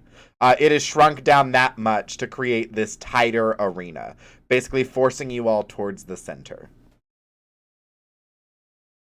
That is going to bring us to Valkyrie. Alright, since we got an advantage on the dragon, I'm not gonna risk getting close into him, so I'm gonna keep throwing axes at him. And at first, I would like to utilize my bonus action, which is Giant Smite, which will give me an extra 1d6 damage on the target.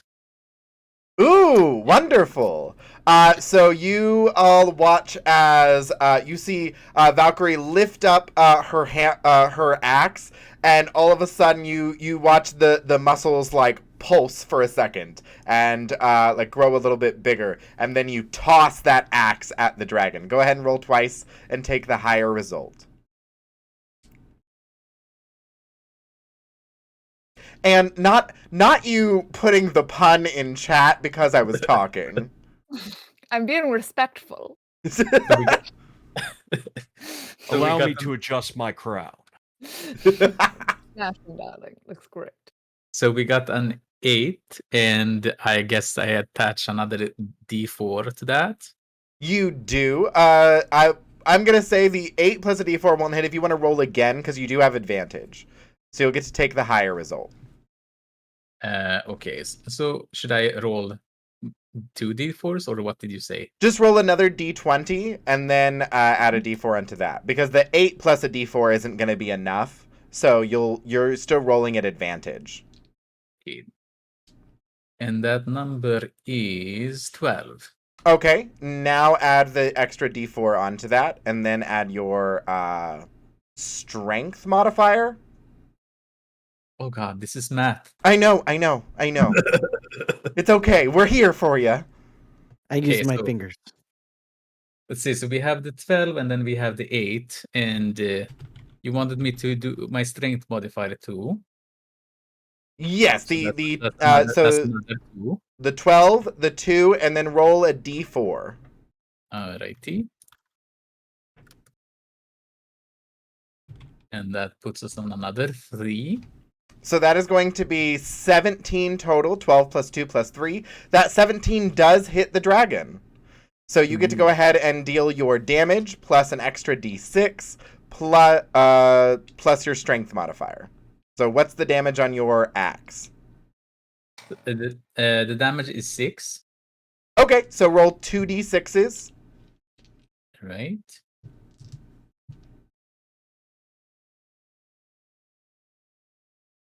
And we get, let's see, that's a 4. And on this one, we have a 4. Ooh, 8 total plus your 2 strength modifier. So you deal 10 damage as you let your axe fly out of your hand and it sinks into the dragon. The dragon's not looking good. The dragon's looking really rough. And it's looking like it might go down soon. But that was a great round from Valkyrie. I like that bonus action, getting to add some extra damage as you get yourself some little bit of giant strength. But that's going to be the dragon's turn now. And let's see if the dragon gets its breath weapon back. It does not. So it is going to take up into the air and go to fly down and try to bite at you, Valkyrie. So it's going to try to attack you, and then it's going to take the damage from your fiery chains. It definitely hits with a 24. And you are going to take... You take 6 points of piercing damage, 4 more points of necrotic damage from its bite, and then the dragon is going to take 6 points of fire damage, and you watch as it bites into you, those fiery chains wrap around the dragon, and it actually falls down dead into an explosion of glitter.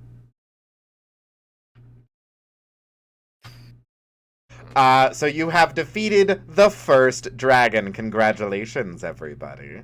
Chat, if you would like to bring another dragon to the table, we're just barely over $400 away from the dragon. I'm just saying. Well, you know what they can say about combat. It sure can drag on. And I believe you have a sprow and a scared just a guy that still can't get close to. Oh, is it just for one turn? Yes, until my next turn. Oh, okay, so it was just for one turn. Okay, so you have a just a guy and a sprow. The sprow is being pecked by 13 chickens because one of them was used to attack a dragon. I need to roll this d6. Do you not have a d6 command? Okay, I will find. Roll d6. My desk is too cluttered. A 3. It's on a 3. So you see, the thing about just a guy is that because he has so many bits and bobs involved, you have to roll every time he used to see which part of him takes an action. Boo! It's the skeleton. The worst part. Hey, that's not a bad thing. That skeleton rocked it. Yes, the little skeleton. That skeleton said, "Don't you fear, Anne, I got you." Ah, good for you, little friend. And does a big slash at the paladin for 5 piercing damage because he is just a skeleton. Oh no, it cut through my temporary hit points into my regular hit Okay, points. listen, you ain't gotta... Look, that's unnecessary. Alright? We're about to throw another cursed creation at you. Like, just simmer down. Simmer down, wait y'all. until the ghost tries to possess your body. Then we see who's so clever. Next, the sprow. Being occupied with the chickens, sprow will use web abilities. Now, the thing about the sprow is the butt is, of course, as we've established, human. So the webbing is just kind of intestines and stuff that will extend towards the nearest target. Which of one of the combatants nearest the sprow? I would say the nearest combatant to the sprow now at this point would be Valkyrie. This is good. Valkyrie does a 15 hit.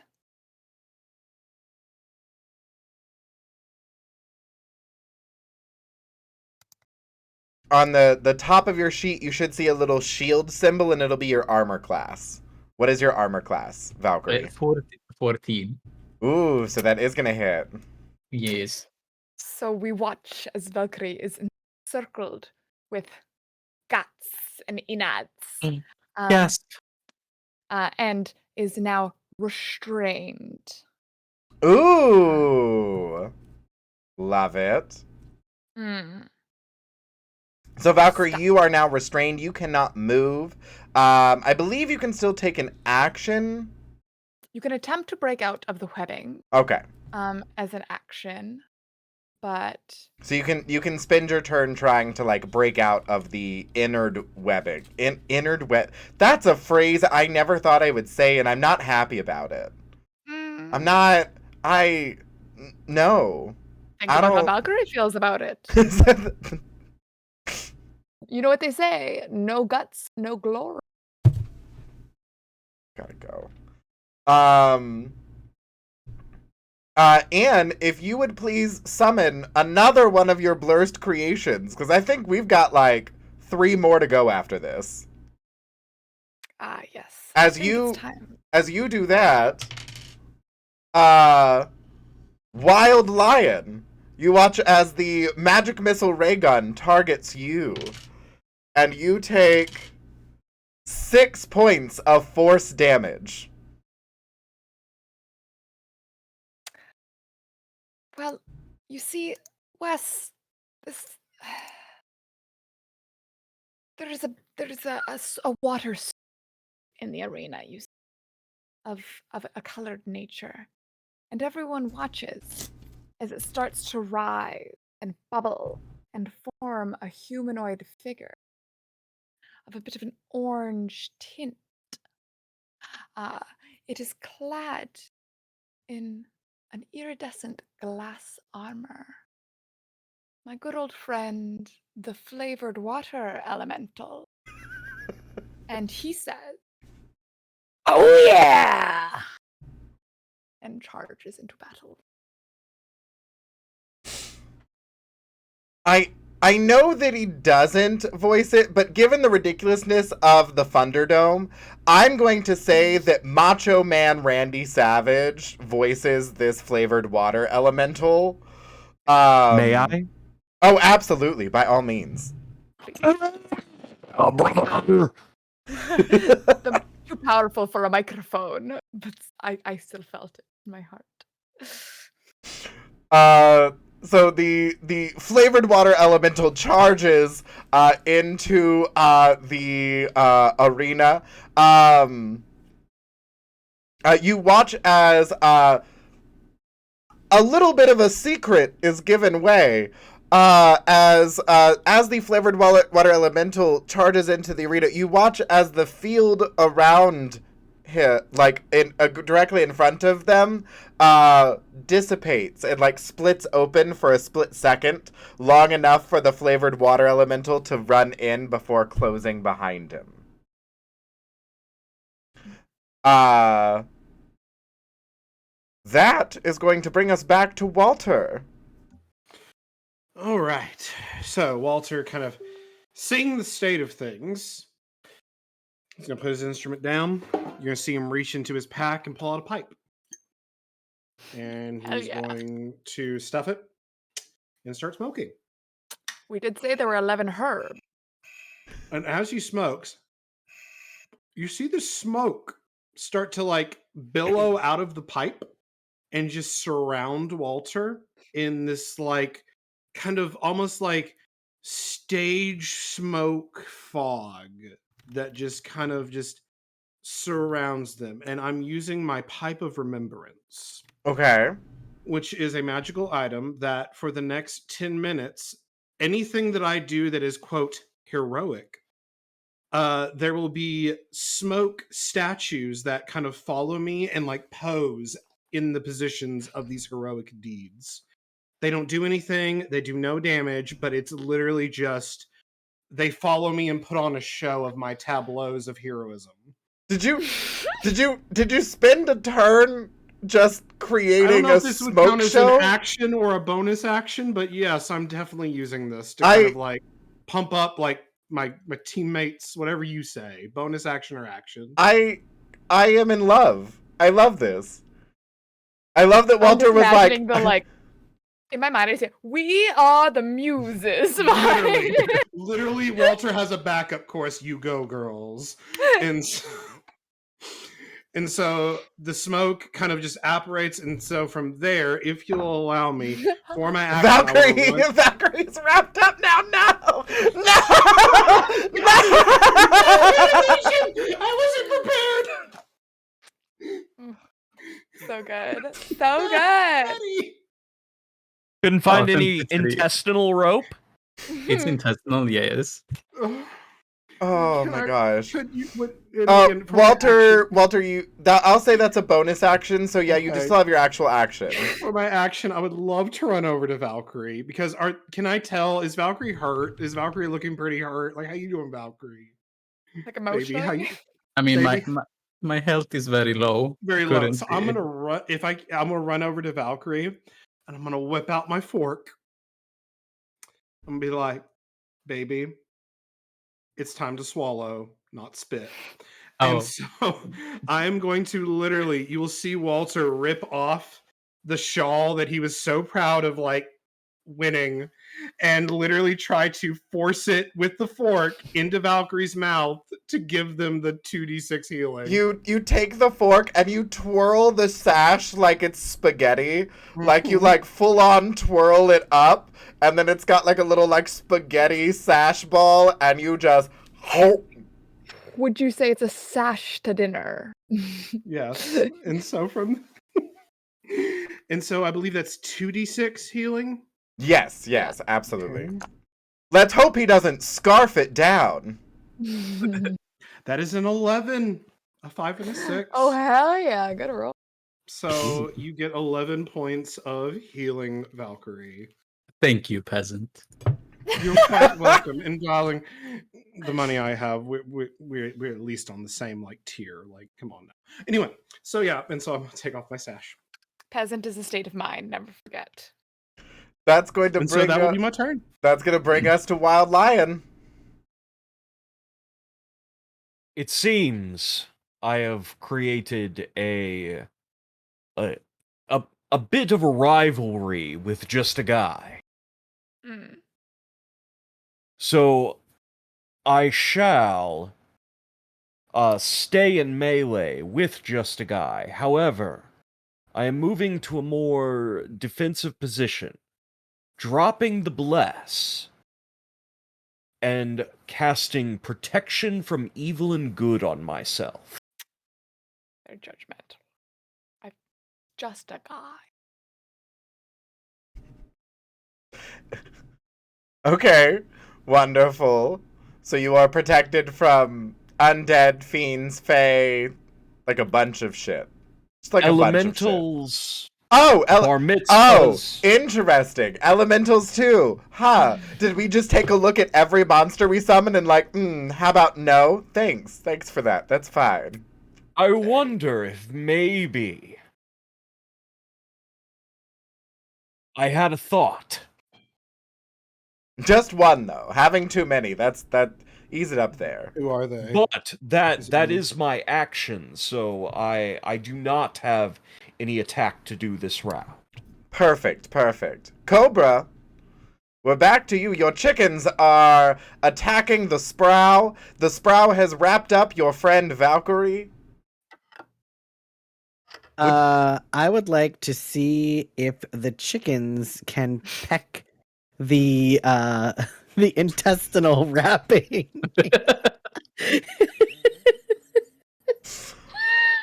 They're not carnivorous chickens. Listen, but they can still peck. They're listening to what I tell them to do. Do you have birdseed for them? You know, I have some rations on me, so sure. Yeah. You throw like the driest, most seed-based like trail mix onto the sticky intestines surrounding Valkyrie. And like the scene from Legend of Zelda, the chickens just descend on this and like swarm around. And yeah, sure.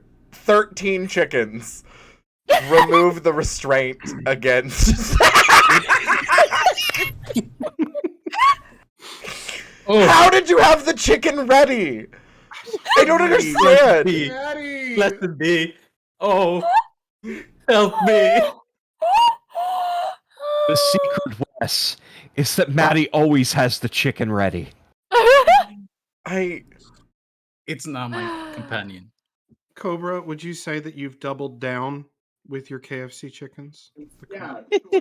Chat, I'm gonna need somebody to donate and grant inspiration to Maddie for this ridiculous performance. Someone do this. Come on. Wait, dude, just have a pet Y'all chicken got now. this.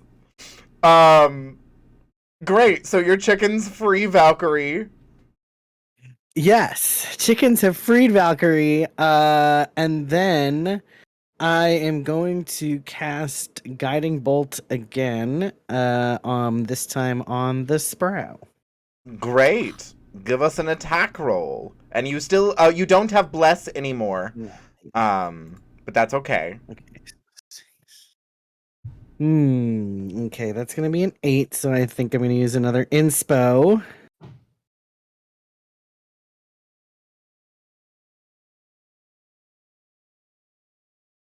That's a nat 20 for a total of 22.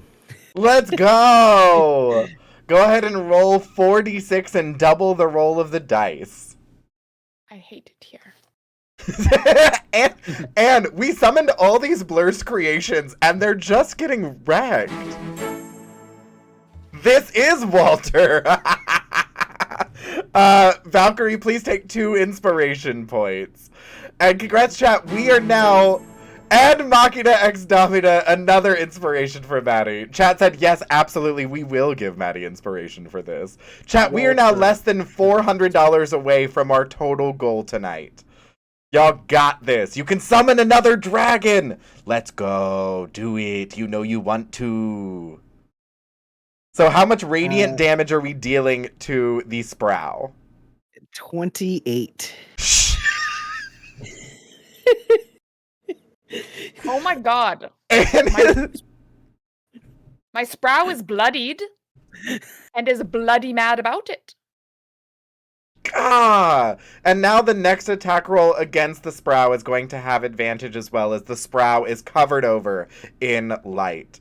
Do you have any bonus actions you would like to do? I do not have any bonus actions, no. Perfect. I do.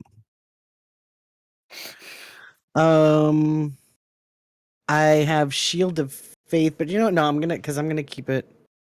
I'm gonna keep my last spell slot. So okay, perfect. So that's gonna bring us to Valkyrie. So Valkyrie, the chickens have freed you.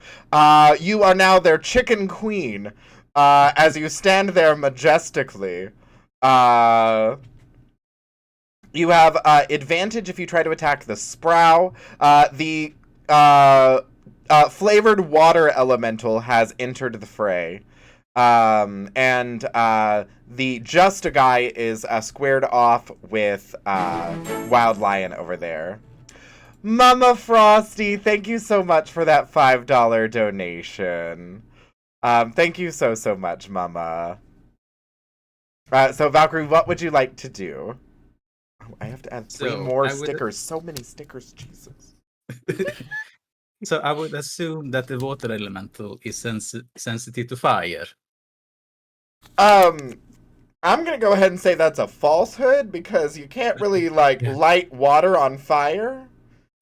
But that's not really how that works. I was gonna light my chicken on fire. I mean, you could always give it a try, but I'm just gonna throw something out there. That's not really how water and fire work. But go for it. All right, we'll use the same tactic. But if the fire boils the water and the water evaporates, if the chicken is hot enough, you did not light the chicken on fire. I need to leave. All right, by all means, throw a spicy chicken at the flavored water elemental. I did not think the chickens were going to be so heavily featured in combat. Alright, let's throw an X. And let's do a fire rune on that one. And what did you roll to attack? Attack damage was 5 on the hand X. Roll a d20 first. Okay, let's see. We'll do it like this.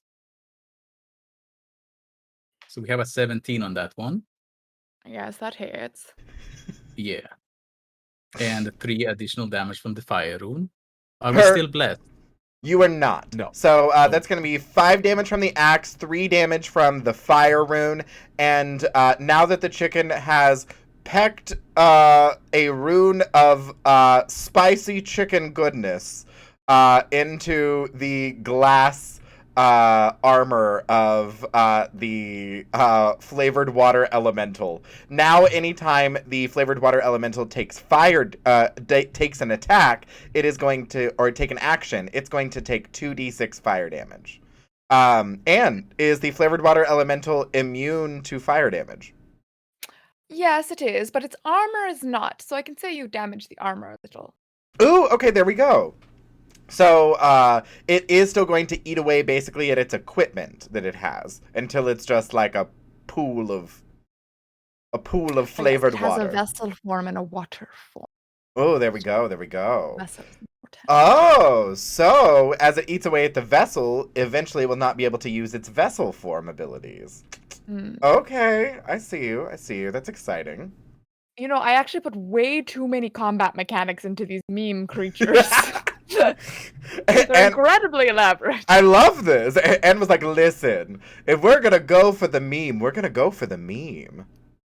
Nothing will ever reach the level of the Furby holder. That was beautiful. I learned that the Furby holder, every single one of the eye stalks is a different special edition Furby that was released through the years, with an ability mimicking that Furby's special ability, including one of them having legs, another one, oh god, the other one had like a musical instrument or something. It was a lot. There was Furby a lot. Boom. Yeah, Furby Yes. Boom. Respect the dedication. Thank you. And went am hard on nothing- that one. If I you're am- going to commit to the bit. Yes, I'm essentially just 3 hyperfocuses in a trench coat. So I'm scared when that's she does Beanie Babies. so that's gonna bring us to the Sprow, the flavored water elemental, and the Just a Guy. We'll wait until one of them drops to summon one of the 2 remaining Blurst creations. I'm gonna go ahead and fire off the magic missile roulette. And once again, Walter, you are gonna take. Oh shit. Okay. Walter, you're gonna take 8 points of force damage, halved to 4. Ow. Because you'd still have 10 rounds of resistance. Thank you, JD, for that ridiculous wild magic surge that made the bard the tank of the party. Like, I don't understand what's happening right now. I should have been able to magic missile the bard down like nobody's business, and I'm over here just... I'm gonna be honest, if I didn't have that resistance, I would be unconscious. That's what...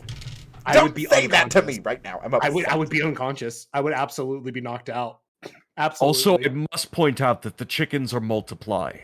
I can't. Valkyrie, I can't. I am the chicken queen. Behold. Everybody always paints like angel wings onto like Valkyries whenever they like do artwork. It's actually just chicken wings. Like that's exactly what it is. So, Anna, how do your Blurst creations go this round? Great, they're thriving, but there is a joke in here somewhere about a poultry pauldron. I just need someone else to find it for me. Thank you. I'm busy. Who is closest to the Sprow? I think that is either of Cobra or Valkyrie. Take your pick. Cobra. Does a 17 hit? No. That's rude. Does a 22 hit? Yes. Well, I should hope so. So you manage to dodge the first attack, which is a bite, but you get hit by the second attack, which is an open hand slap. This deals 1 bludgeoning damage and 1d4 psychic damage. You take psychic damage from the rudeness of getting slapped by the Slapped by sprout. a spider. So you take 1 bludgeoning damage and 3 psychic damage. All right. Now, over to Just a Guy. We are going to figure out which bit gets to do. Aha, this is better. We have the ghost. So, I have so many tabs. The ghost is going to use Horrifying Visage. Each non-undead creature within 60 feet of the ghost that can see it must make a wisdom saving throw. I believe you are okay from that, Wild Lion, because you have protection from evil and good. Yes. If this is a fear, charm, or possession effect. And fear is only part of the effect. There is more to it than that. Ah. Well. Be immune to that part. Then the other part I shall have to be subjected to. Perfect. So if all 4 of you can give a, is it a wisdom save? Yes, please. All 4 of you must give a wisdom save, as you are definitely within 60 feet. The arena has shrunk down to the point where, like, you are, like, you're getting in close. That is a synthetic 20. I will be using an advantage. Thank you, chat. Which I did as well. I've been using them liberally. I need to... It's a 21 from me. What did you get, Valkyrie? 12. 1, 2. 12. I have a 12 plus 2, so 14. And then the tiefling. 21. 21. Valkyrie is now frightened of the ghost. But you did not fail by enough to get the other effects, which disappoints. Sad days. But you still take the fear effect, Valkyrie. So you look over, and even shrouded in the protective nature of the now 12 chickens, because you threw yet another one, shrouded in the protective nature of your 12 chickens, even then you cannot stifle a "ah!" as you scream at the sight of the ghost, making like a blah, blah, blah, blah face at you. It does. What else do I have out here? You have the flavored water elemental. Ah, yes, my little. I think the flavored water elemental could go after Walter. Oh, good. Just don't forget that the cream rises to the top. Let's just hope it's like a LaCroix. Maybe it's just like a fruit fart of water. Oh no, this is like full sugar and mess. Damn. I was hoping it'd be low-cal. No, we're getting sticky. Walter does a 16 hit. Oh, absolutely, darling. Yes. Great. You take 13 bludgeoning damage as the water elemental slams into you. Could you please... Is it 13 total, or is that 13 halved? Bludgeoning damage. Oh, so then halved you would take 6. 6. Okay. So ow, but not ow. Could you please give me a strength saving throw? Oh, wonderful. Yes. Yes, absolutely. If I recall correctly, that's a bard's specialty, strength. Oh yeah, I'm -2. This will be great. All right, so that's a 6. We're gonna use another advantage because we're already -2. All right, so that's a 17 -2, so a 15 total. Fine, you make it. You are not grappled. You are able to duck and weave out of the elemental, and not consumed within it. Congratulations. Thank you. I'm not gonna lie, drowned in like really cheap Kool-Aid is a terrifying way to go. Well, it's so funny that you mentioned that, because actually the next time, if you're within the water elemental, the next time you attempt to speak, you consume some of it and must pass a wisdom saving throw to be charmed. Because you drank the Kool-Aid. Because you drank. I need to go. I need to leave. Walter, that's going to bring us to you. All right. Well, seeing as that Kool-Aid, oh Lord, that changes everything I had planned. Because I'm small. So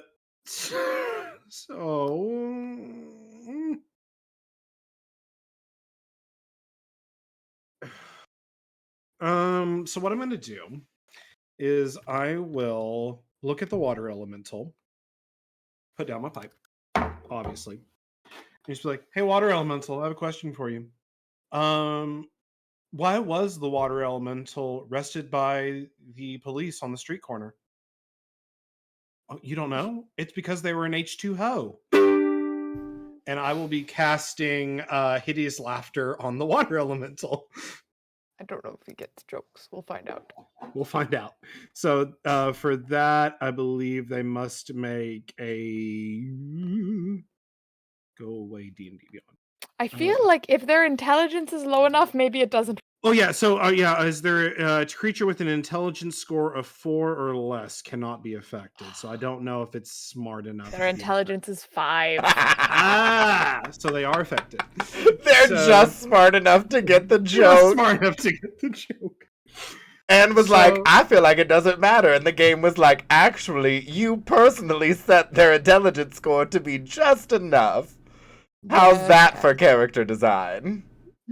So they must roll a wisdom saving throw. They rolled a 17. They passed. So the joke, unfortunately, as brilliantly crafted as it was, and as just beautifully laid out, it didn't land. So sorry. I don't want the Kool-Aid man to come up and slap me. That's all I ask. No! Is that too soon? Is that too soon? Sorry. Anyway. You're saying that they didn't drink your Kool-Aid? They did not. Okay. And so since I spoke that, I do have to make a roll, Miss Anne. No, you're not consumed within the Kool-Aid. You're fine. Okay, I just want to make sure. I'll try again next turn, though. Okay, so lovely. And so that was my action. And so I will use my movement to maybe try to back up a little bit. I know that may invoke an attack of opportunity, but I don't want to be near this thing. That will. And go ahead and try to slap with the flavored water elemental. That's only a 7. No, that's not going to hit. You do manage to dodge out of the way and back up just a little bit. You get right up to the arena surrounding you that is like vibrating with electricity, and you like stop for a second. So you've given yourself a little bit of a buffer away from the flavored water elemental, but it's not much. It should also be noted that as I moved and as Valkyrie moved, there is a smoke tableau that shows me heroically pulling out a fork, wrapping up a scarf, and then feeding it to Valkyrie where we were once positioned. And it's repeating almost like GIF style, where it's like this heroic moment is being just replayed over and over again in smoke. Did you make a Twitch clip in smoke? I did. Did you just? I absolutely you just made a Twitch clip in smoke of that moment. Yes. Like yes. I'm not. Literally, it's just repeat of the fork twirling, shoving it in the mouth, and it's just on repeat of that heroic action. I'm not even mad. I'm impressed. Also, I feel like smoke fork twirling spaghetti is probably one of those randomly generated names for clips. Whenever they put it into the thing, like that sounds about right. So this tracks. It sounds like a ska band. That's actually my weekend side project. Twirling Beautiful. smoke fork. Yeah. So yeah, that'll be my turn. Wonderful. Before we continue on into the round with Wild Lions next action, we are going to go ahead and take a last bio break, and then we are going to wrap things up for our ridiculous Funderdome game this evening. Chat, while we are on bio break, you have about 5 or 10 minutes to grab yourself a drink of water, grab yourself a snack, and to hopefully hit us that last dragon fun to add to the fight and close off our $2,000 goal for Stonewall Community Foundation. Y'all have absolutely killed it tonight. Y'all have been so incredibly wonderful. Thank you all so, so much for all of your amazing support. We're going to go ahead and take that bio break, and whenever we return, we will finish out our wonderful Battle Royale. Thank y'all so, so much. Be back shortly.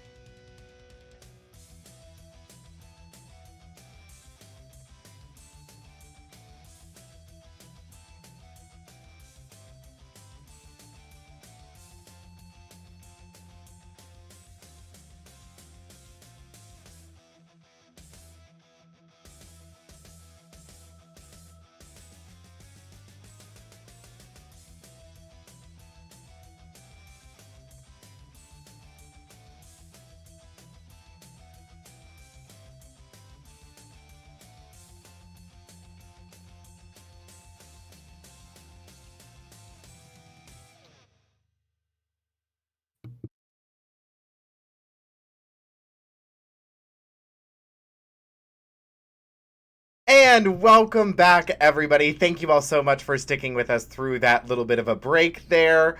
Chat, we have just a little bit left to go to close out this ridiculous battle royale.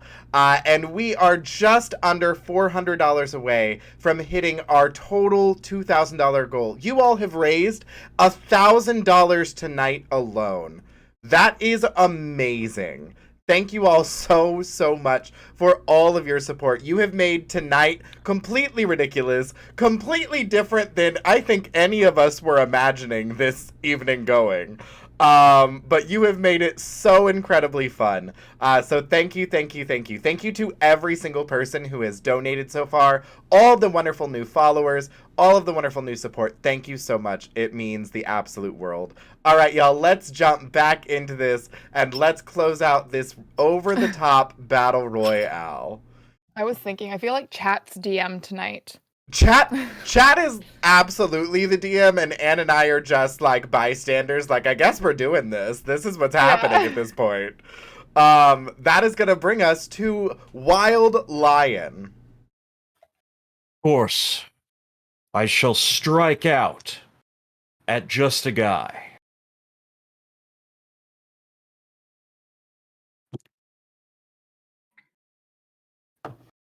That is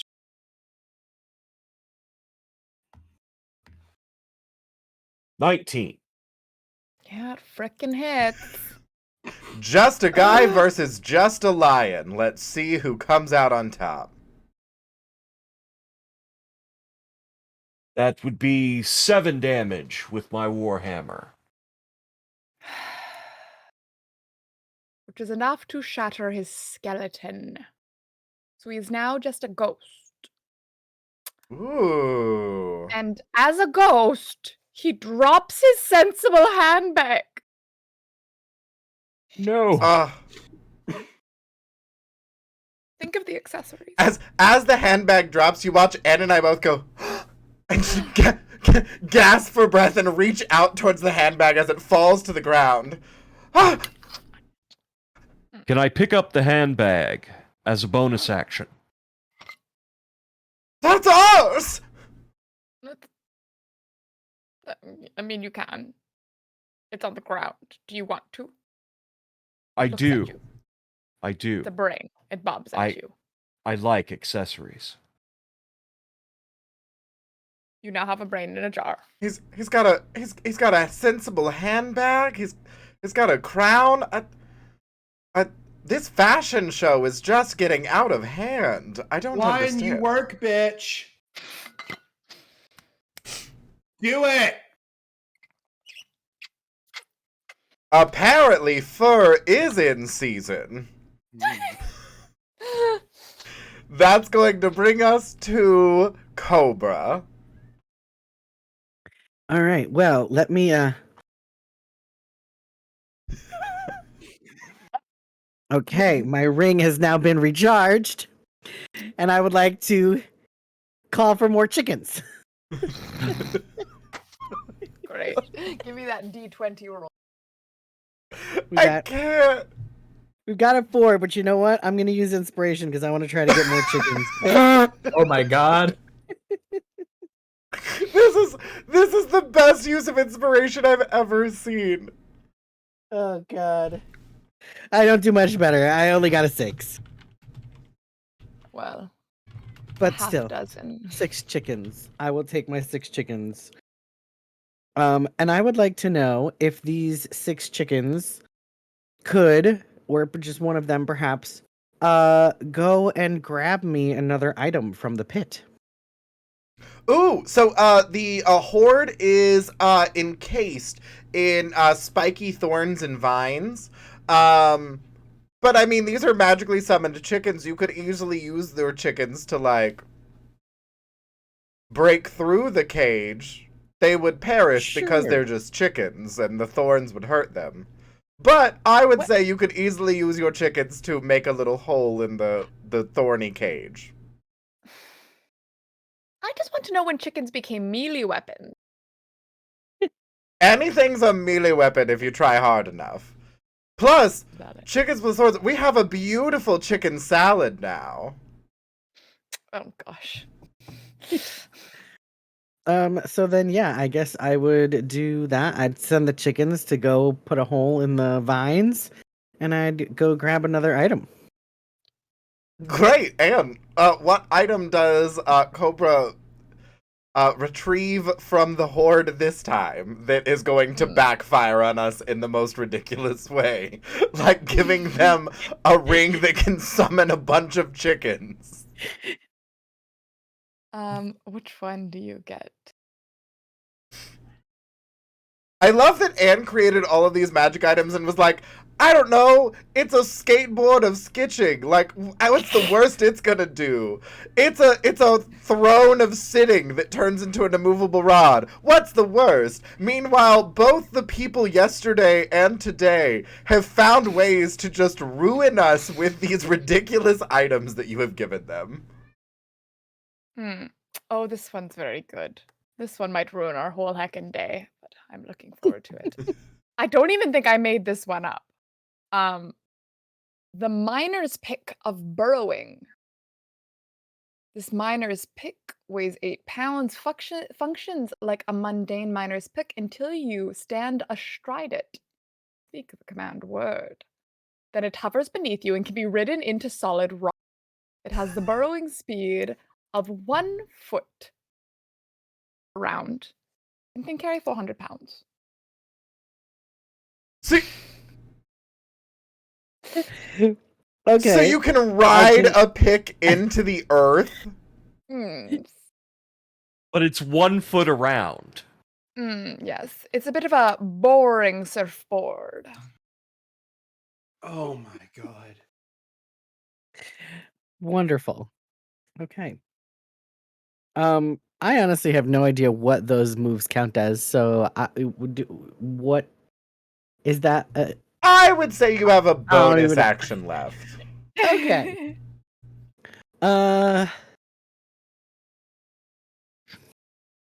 Yeah, we'll be good. My turn there. All right. That's going to bring us to Valkyrie, who just keeps manifesting things. Is that your I'm scared of the ghost symbol? Yes, that's my status currently. Am I still frightened of the ghost? You can do another wisdom saving throw. Okay, let's see. That puts me at a 9. That does not work. So Oh you my are lord. still afraid of the ghost. Oh. Could I possibly send the chickens at the ghost?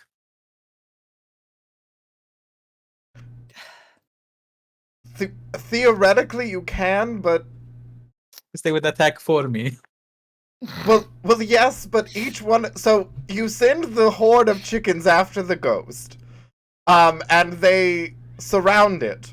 But each one of the chickens only does 1 point of damage, and the ghost is going to have resistance against that damage because they're just chickens.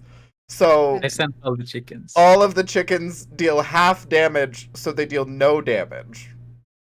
So every single... If I may, resistance cannot bring damage below 1 point.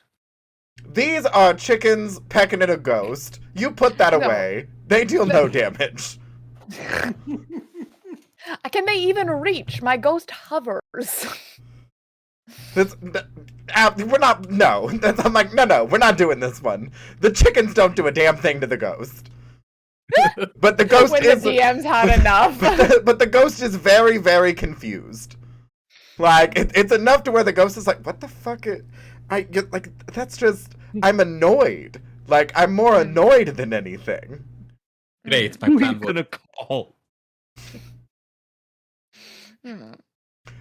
Chicken busters. At the end of the round, the magic missile gun is really attracted to you, Walter. It hits you again.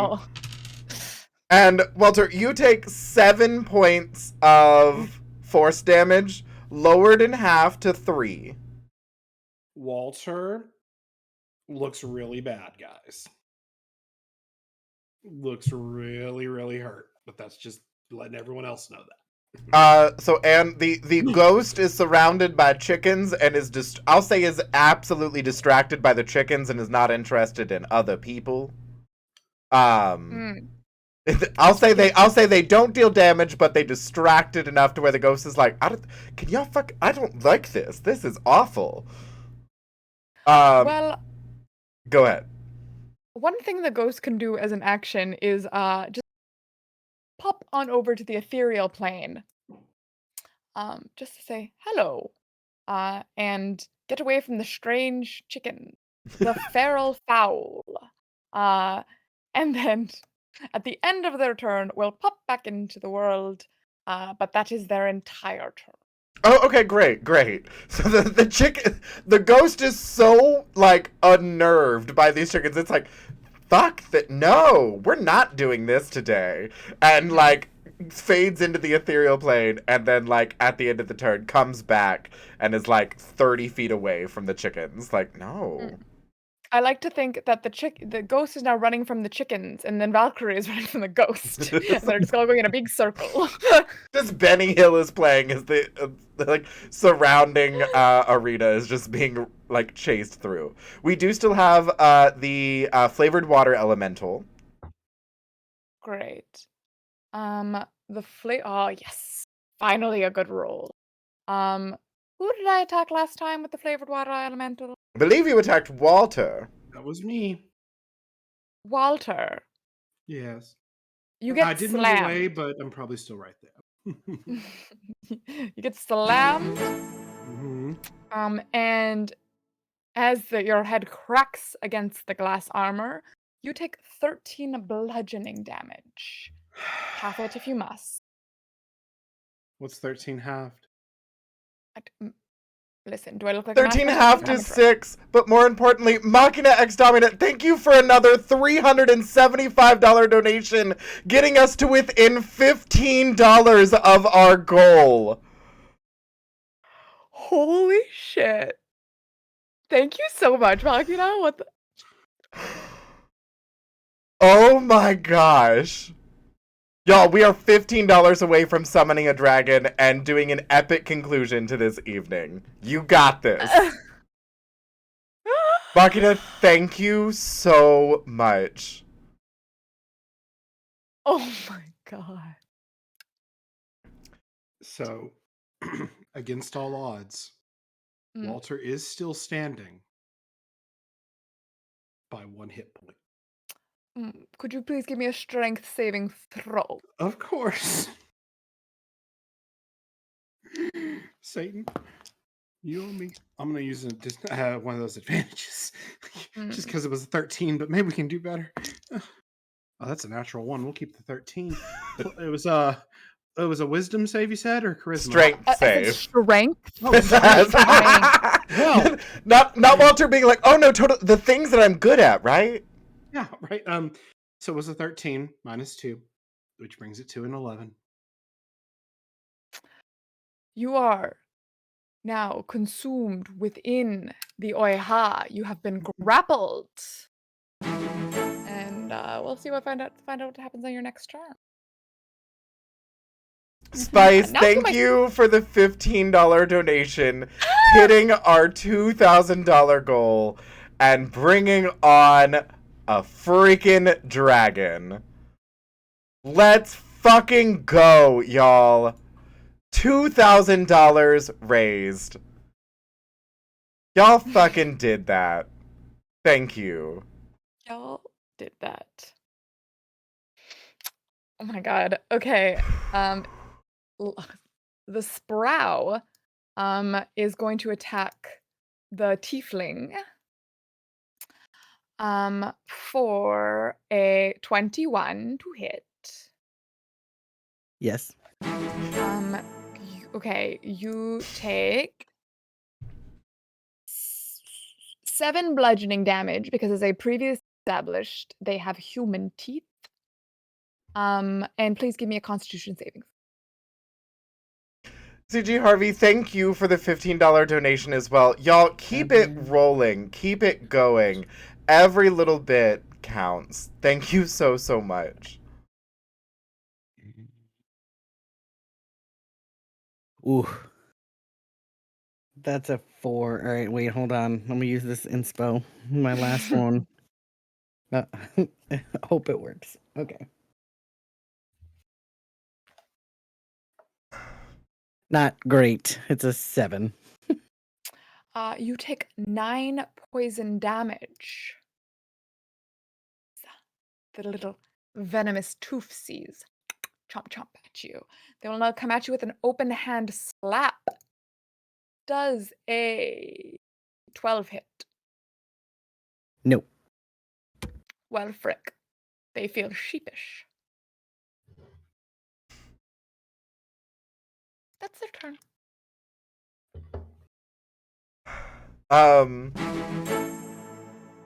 Oh, Julian, thank you for another $50 donation. And Raiders, welcome on in, everybody from Rio's channel. Everybody, tonight we are raising money for Stonewall Community Foundation in honor of the Trans Day of Visibility. Chat just helped us hit our $2,000 goal for Stonewall Community Foundation. We raised $2,000 today. You can !donate and you can keep making it rain and keep bringing on in donations for this amazing supportive charity. Thank you all so much for coming on in with that raid. Welcome on in, everybody. We are actually about to summon a dragon into this mess for our grand finale. And I'm going to make... Ooh.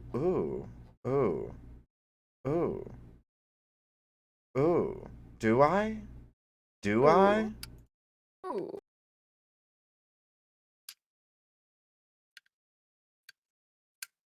Oh, that's a little bit too powerful. I don't want to, like, completely take everybody out. We're not gonna do Only that one has to one. We're not gonna do that. We're gonna be a little bit nicer. No ancient dragon? No ancient dragons. No ancient dragons. We're not gonna be that mean. We can call Daddy Tiamat. Hello. But let's go ahead and bring on in. I want to see another fabulous little Jimmy dragon. So you all watch as slowly the spot, like the area underneath the horde itself, slowly starts like falling away, and you realize that this is a dragon that had burrowed underneath the horde and was keeping watch of it from underneath.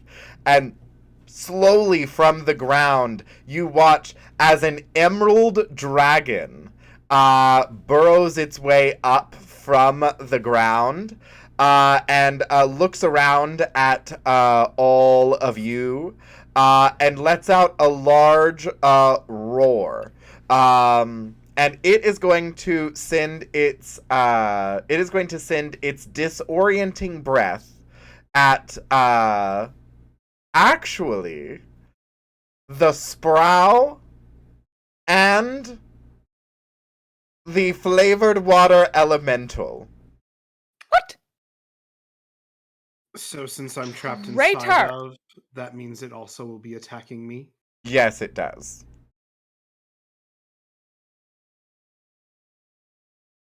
What did they roll saves? They rolled like shit. They roll intelligence saving throws. Well, you know, that's not their strength, Wes. I am aware of that. And we look over and we see your ex, the Emerald Dragon, emerge from the ground. And they, like, as they breathe on your creations, they just give you a little bit of a look over and, like, a sassy wink. Frankly, I'm surprised you have the audacity to show yourselves here and eat my children.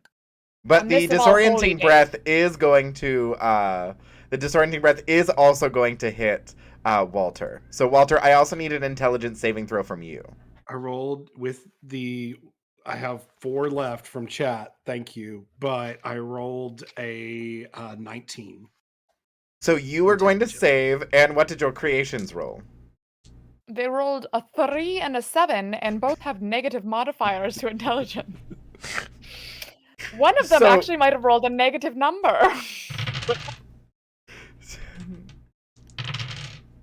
Yeah. So Anne, your creations take 22 psychic damage. Wessel.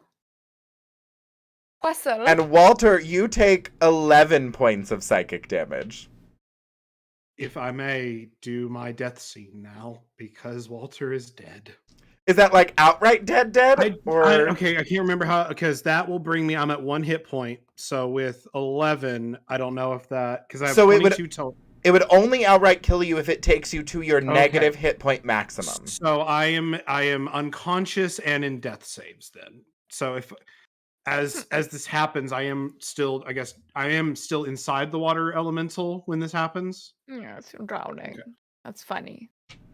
Does the flavored water elemental turn into a puddle? Is it dead, Anne? It's not quite dead, but I will say its armor shattered. Ooh, beautiful. And is the sprout And it is dead? now kind of cascades onto the ground into a more traditional water elemental. It's kind of struggling to keep its the unconscious points within it. The sprout, however, explodes and just guts go everywhere like streamers, like silly string.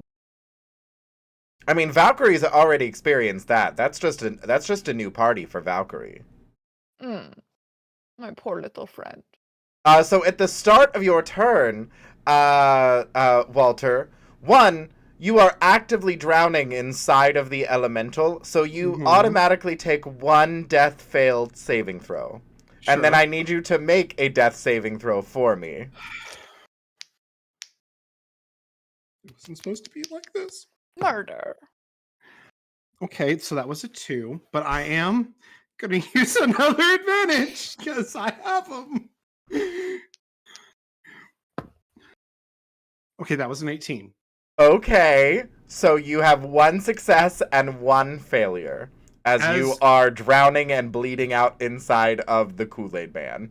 As this is happening, Walter will try to speak out. And I don't know. I know this might trigger something in the water elemental, but he's going to try to yell out to his party members and go, "Oh, you're unconscious and bleeding out. Like you're like knocked Walter unconscious." Say shit. It's almost like you're out cold inside of like the Kool-Aid Man, which is honestly one of the most terrifying things I could imagine. I am so terrified. Anyway, cool. That's me. Oh yeah. Oh no. Oh yes, everybody in chat who came in, our flavored water elemental is essentially the Kool-Aid Man, voiced by Macho Man Randy Savage. This is what you all joined this evening. Welcome on in. This is me bobbing, but yeah, that's me. This is the arena of my psyche. That's gonna bring us to Wild Lion. So you have a party member unconscious inside of a flavored water elemental, a dragon that you're not quite sure is on your side, but is definitely here to just cause some chaos and mayhem and disrupt Anne and I's championship. And you still have the ghost but the ghost is preoccupied with the chickens that are chasing after it. Yes, I believe I have vanquished Just a Guy, as Just a Guy is just a ghost now. So in my mind, I've won. Job done. I mean, that's it. And I shall move on to the flavored water elemental, which my friend seems to be dancing in.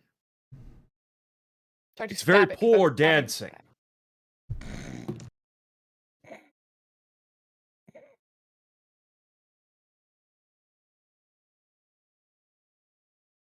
The better roll, I have 2 left after this, was 17. Yes, that will hit.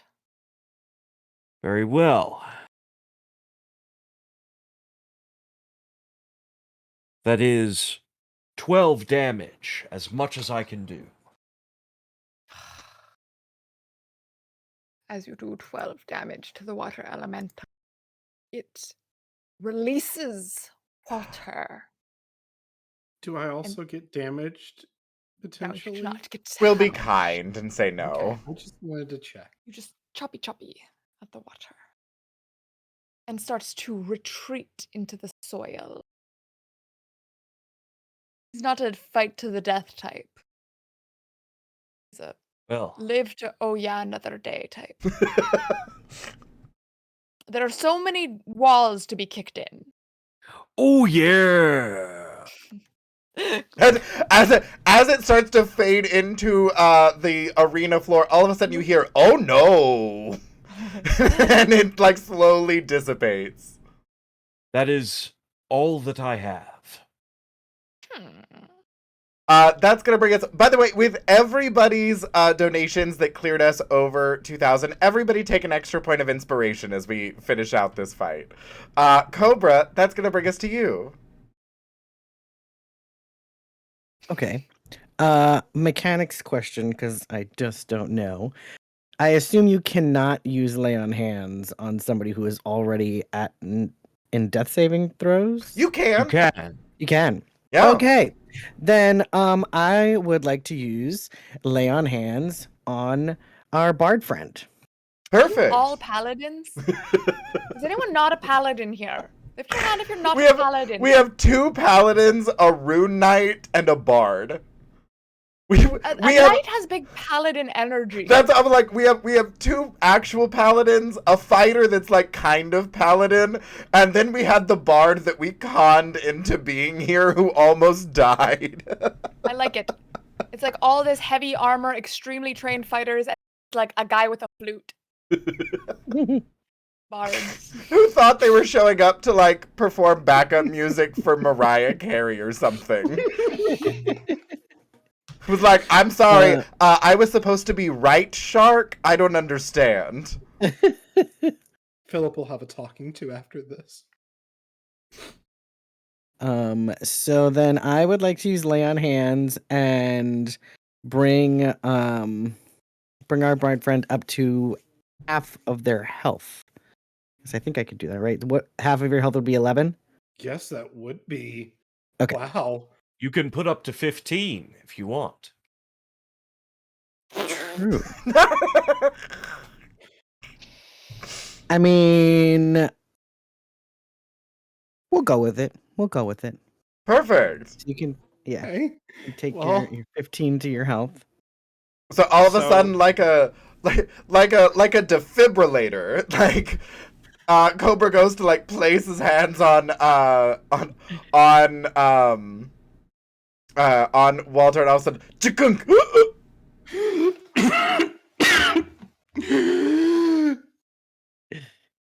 Probably I love sticky. you.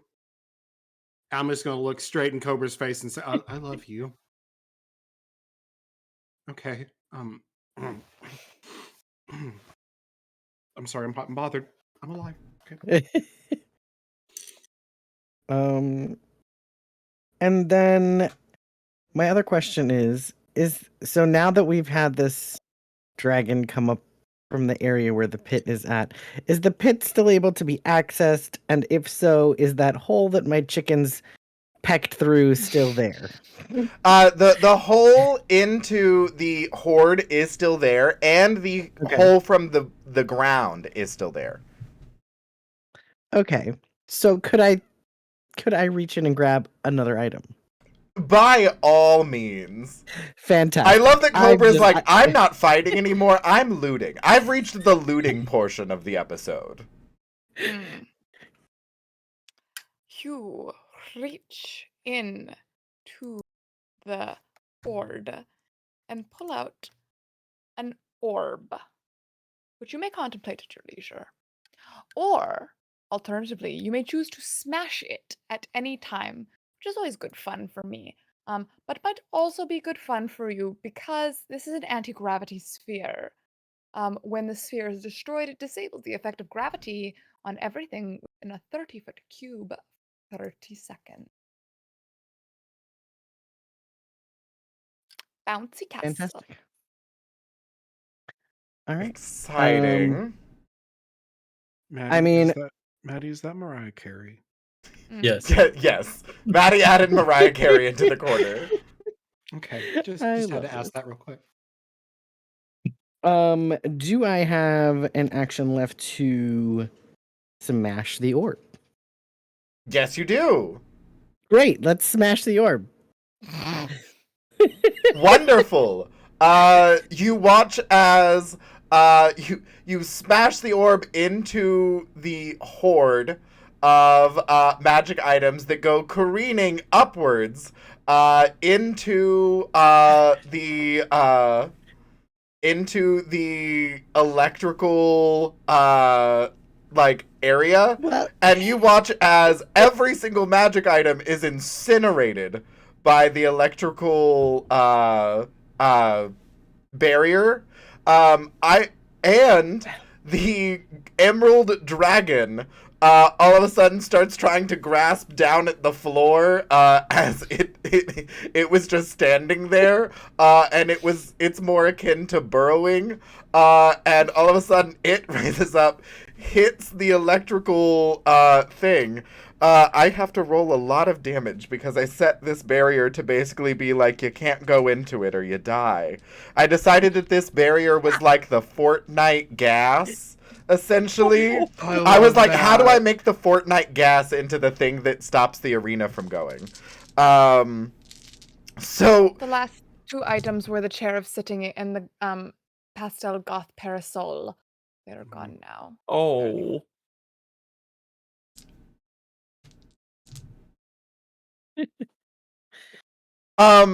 You watch as the Emerald Dragon turns into that cartoon where the the electricity hits it and you see its like skeleton, and it's just outlined in blue, and then all of a sudden it and the entire barrier surrounding the arena pops in glitter as the dragon took 37 points of electric damage. Ooh. And this was just a wormling, so it's gone. And I look over and I'm like, in one way, we don't have to deal with your ex anymore, so like, I'm kind of not too upset, but also, our champions have taken down every single thing we've thrown at them. Yes. Disappointing. And the corgi left, which is what I'm most. Don't bring out any more of your creations. Don't do it. No, stop. Put it. Everybody gets crowns. We're done. We're done here. We're not gonna do it. No, go back. And you actually watch as like 3 Blurst creations were getting ready to like walk out of a tunnel, and they're like, oh. I cannot feel any more hurt today. Go home, little ones. Bring on Mariah. We didn't get a halftime show. Bring Mariah out real fast. You get a recreation of the performance where Mariah's track didn't work properly, and she's like, I don't know why I'm here.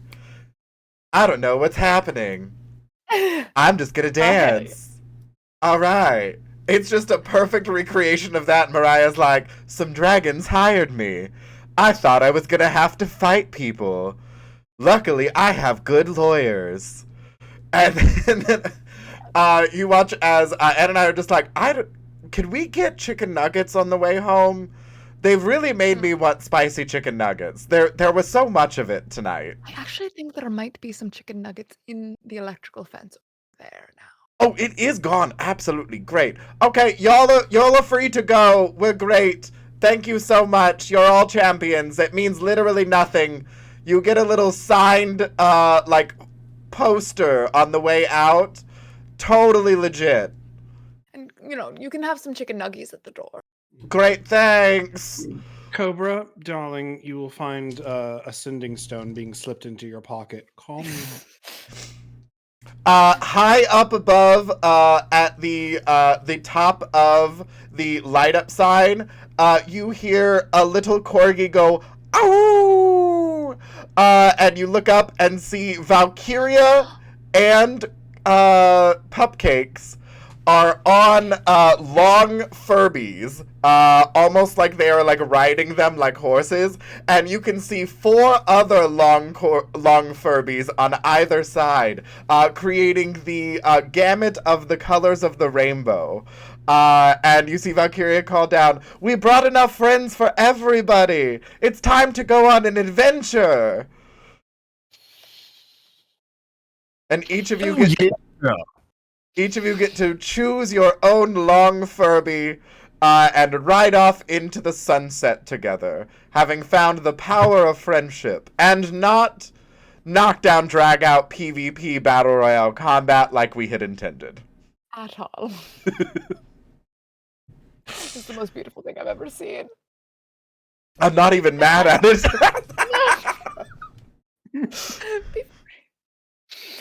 They all get in unison and make a big arch across the sky in the 7 colors, so they can just have a very, very rainbow gay finish as they take off. And everybody, that is the conclusion of our Beyond Funderdome grand finale in honor of Stonewall Community Foundation for the Trans Day of Visibility. Thank you all so freaking much. Y'all absolutely killed it tonight. Y'all raised almost $1,500 tonight.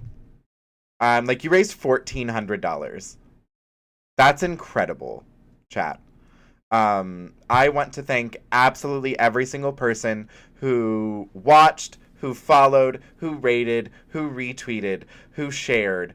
There are so many incredible ways that you can support everything that we did through this week. And every single one of them matters. So thank you all so much. I want to give a huge thank you to all of the wonderful folks for playing with us and having a absolutely fantastic, ridiculous time. And if you would like to continue finding ways to support all of these wonderful folks, they're going to tell you a little bit about themselves so that you can go and follow them on all of the things. And one of the best ways to help out, if you cannot directly donate monetarily and you want to find a way to be able to help, you can actually come back in and clip some of your favorite moments from each of these players' performances so that they can use them in their reels and in their clip shows and be able to support the wonderful work and the content that they make as well. So to start us off, please give a wonderful warm welcome and a thank you to the absolutely fantastic Backstage Bard. Hello, everyone. I am, of course, the Backstage Bard. I am on Twitch at backstage_bard. You can find me on Twitter at Backstage Bard, on Smule at Backstage Bard, where I'm singing karaoke. I am a variety streamer. I am, again, a brand new baby affiliate to Twitch, and I'm very excited to have met so many fantastic, wonderful, amazing people during this entire wonderful session. It has been an absolute treat, and please just know that we thank you all for your support tonight. It has been a crazy amount of chaos that I think each of us enjoyed. So, of course, thank you.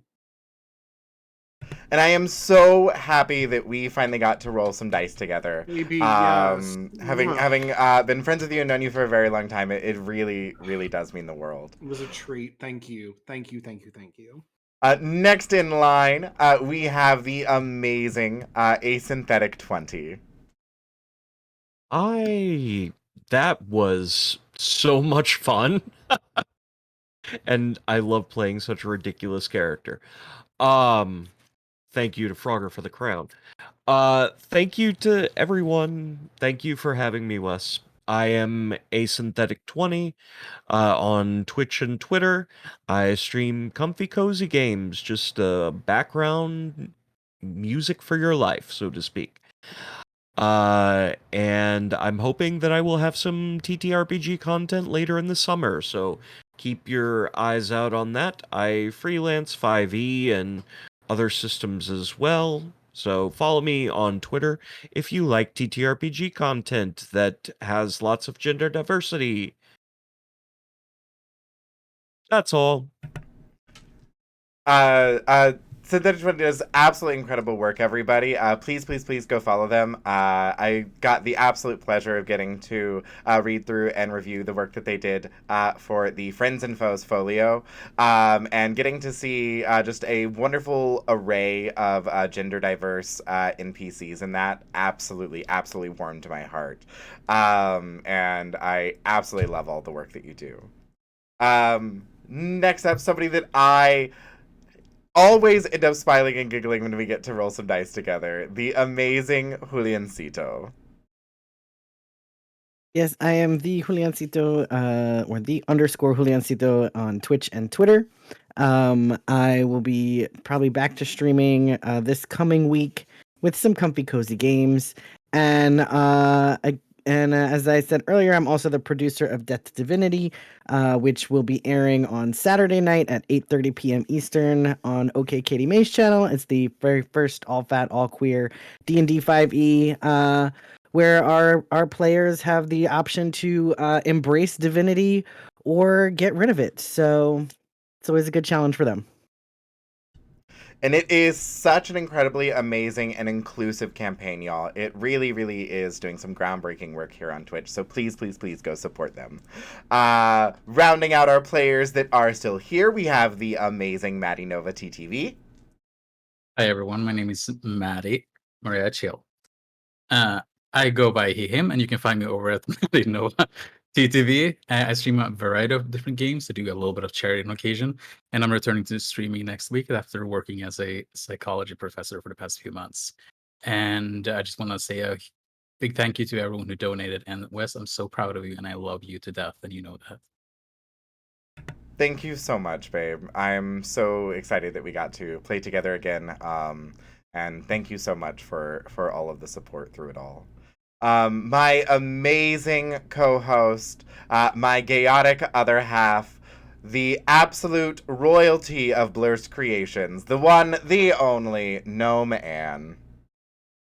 Hello. I stream exclusively D&D now. I've given up on anything else because all I want to do is pretend to be a wizard. I do lots of home brewing, making Blur's Creations. I do map making, and all sorts of shenanigans, as well as I run a campaign called Be Gay, Do Crime, in which a rotating cast of queer streamers are sent on missions by the Alphabet Mafia to further the gay agenda. I also play in a campaign. This Forever DM gets to play on Sundays, Out of the Abyss, where I play a Night Moth Fairy Poisoner Circle of Spores Druid. Yeah, I'm just a little fairy. It's just a sweet little fairy friend who deals so much necrotic damage. Yeah, that's me. And also, thank you so much, Wes, for inviting me, for letting me be part of these crazy events. And just like, y'all, streaming's really fun. Like, don't get me wrong, this is a riot every single time, but it's also a lot of work. And like wrangling all these humans and organizing these events and getting your graphics done and stuff, that is a lot of effort that goes in on top of the day job. And Wes does this for other people. Like, Wes does this for charity and has made $10,000 to support these organizations. Like, what a fucking icon. Like, I can't get over it. I am very honored to be your friend. I am so incredibly blessed to have met you, Anne. To find a like kindred soul on the internet that views D&D and views RPGs in the same way of just, we want to have fun and we want to like we want to tell completely ridiculous stories, and we don't feel that there is any particular right or wrong way to get to do this thing that we love, provided the fact that every single person at the table is having fun and is buying into all of the amazing ridiculousness, and is creating this beautiful, inclusive story. There is something absolutely magical about it. And every time we get to come together and chaos ensues, but also some damn good fun. And chat, thank you so much for that milestone tonight. Actually, now through everything, that is $11,000, I believe. I'd have to check the math. So, through your incredible work, our community has now raised $11,000 for charity. That is amazing. Chat, you rock. That is absolutely outstanding, and that is thanks to every single one of you. We are going to go ahead and wrap things up this evening. But please, please, please, once more, I'm going to shout out all of the wonderful players in chat. Please go give them some love. Please go give them some support and check out all the wonderful things that they are going to be doing. But we're going to go ahead and go to a break, and then we're going to actually, I believe, let me double check and make sure that they're still streaming. I think they are. We are actually going to be rating somebody very, very special that I recently had the joy of getting to meet. We are actually going to be rating on over to the wonderful Miss Ash Rocks, the community manager for Tiltify, who I have been greatly inspired by, and we are going to get to go and celebrate with them. They're actually doing some wonderful, wonderful artwork. So thank you all so, so much for everything. And I will be back around very shortly after a couple days of rest. Gonna go and take it easy for a little bit. So thank you all so much. One last little announcement.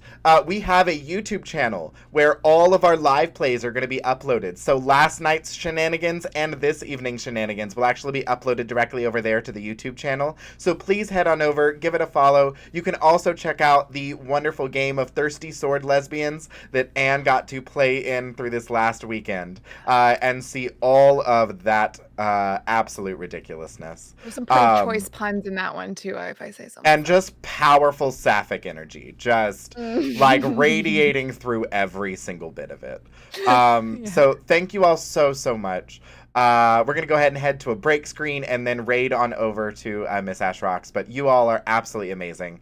And we will see you all around very, very shortly. Have a good night, everybody.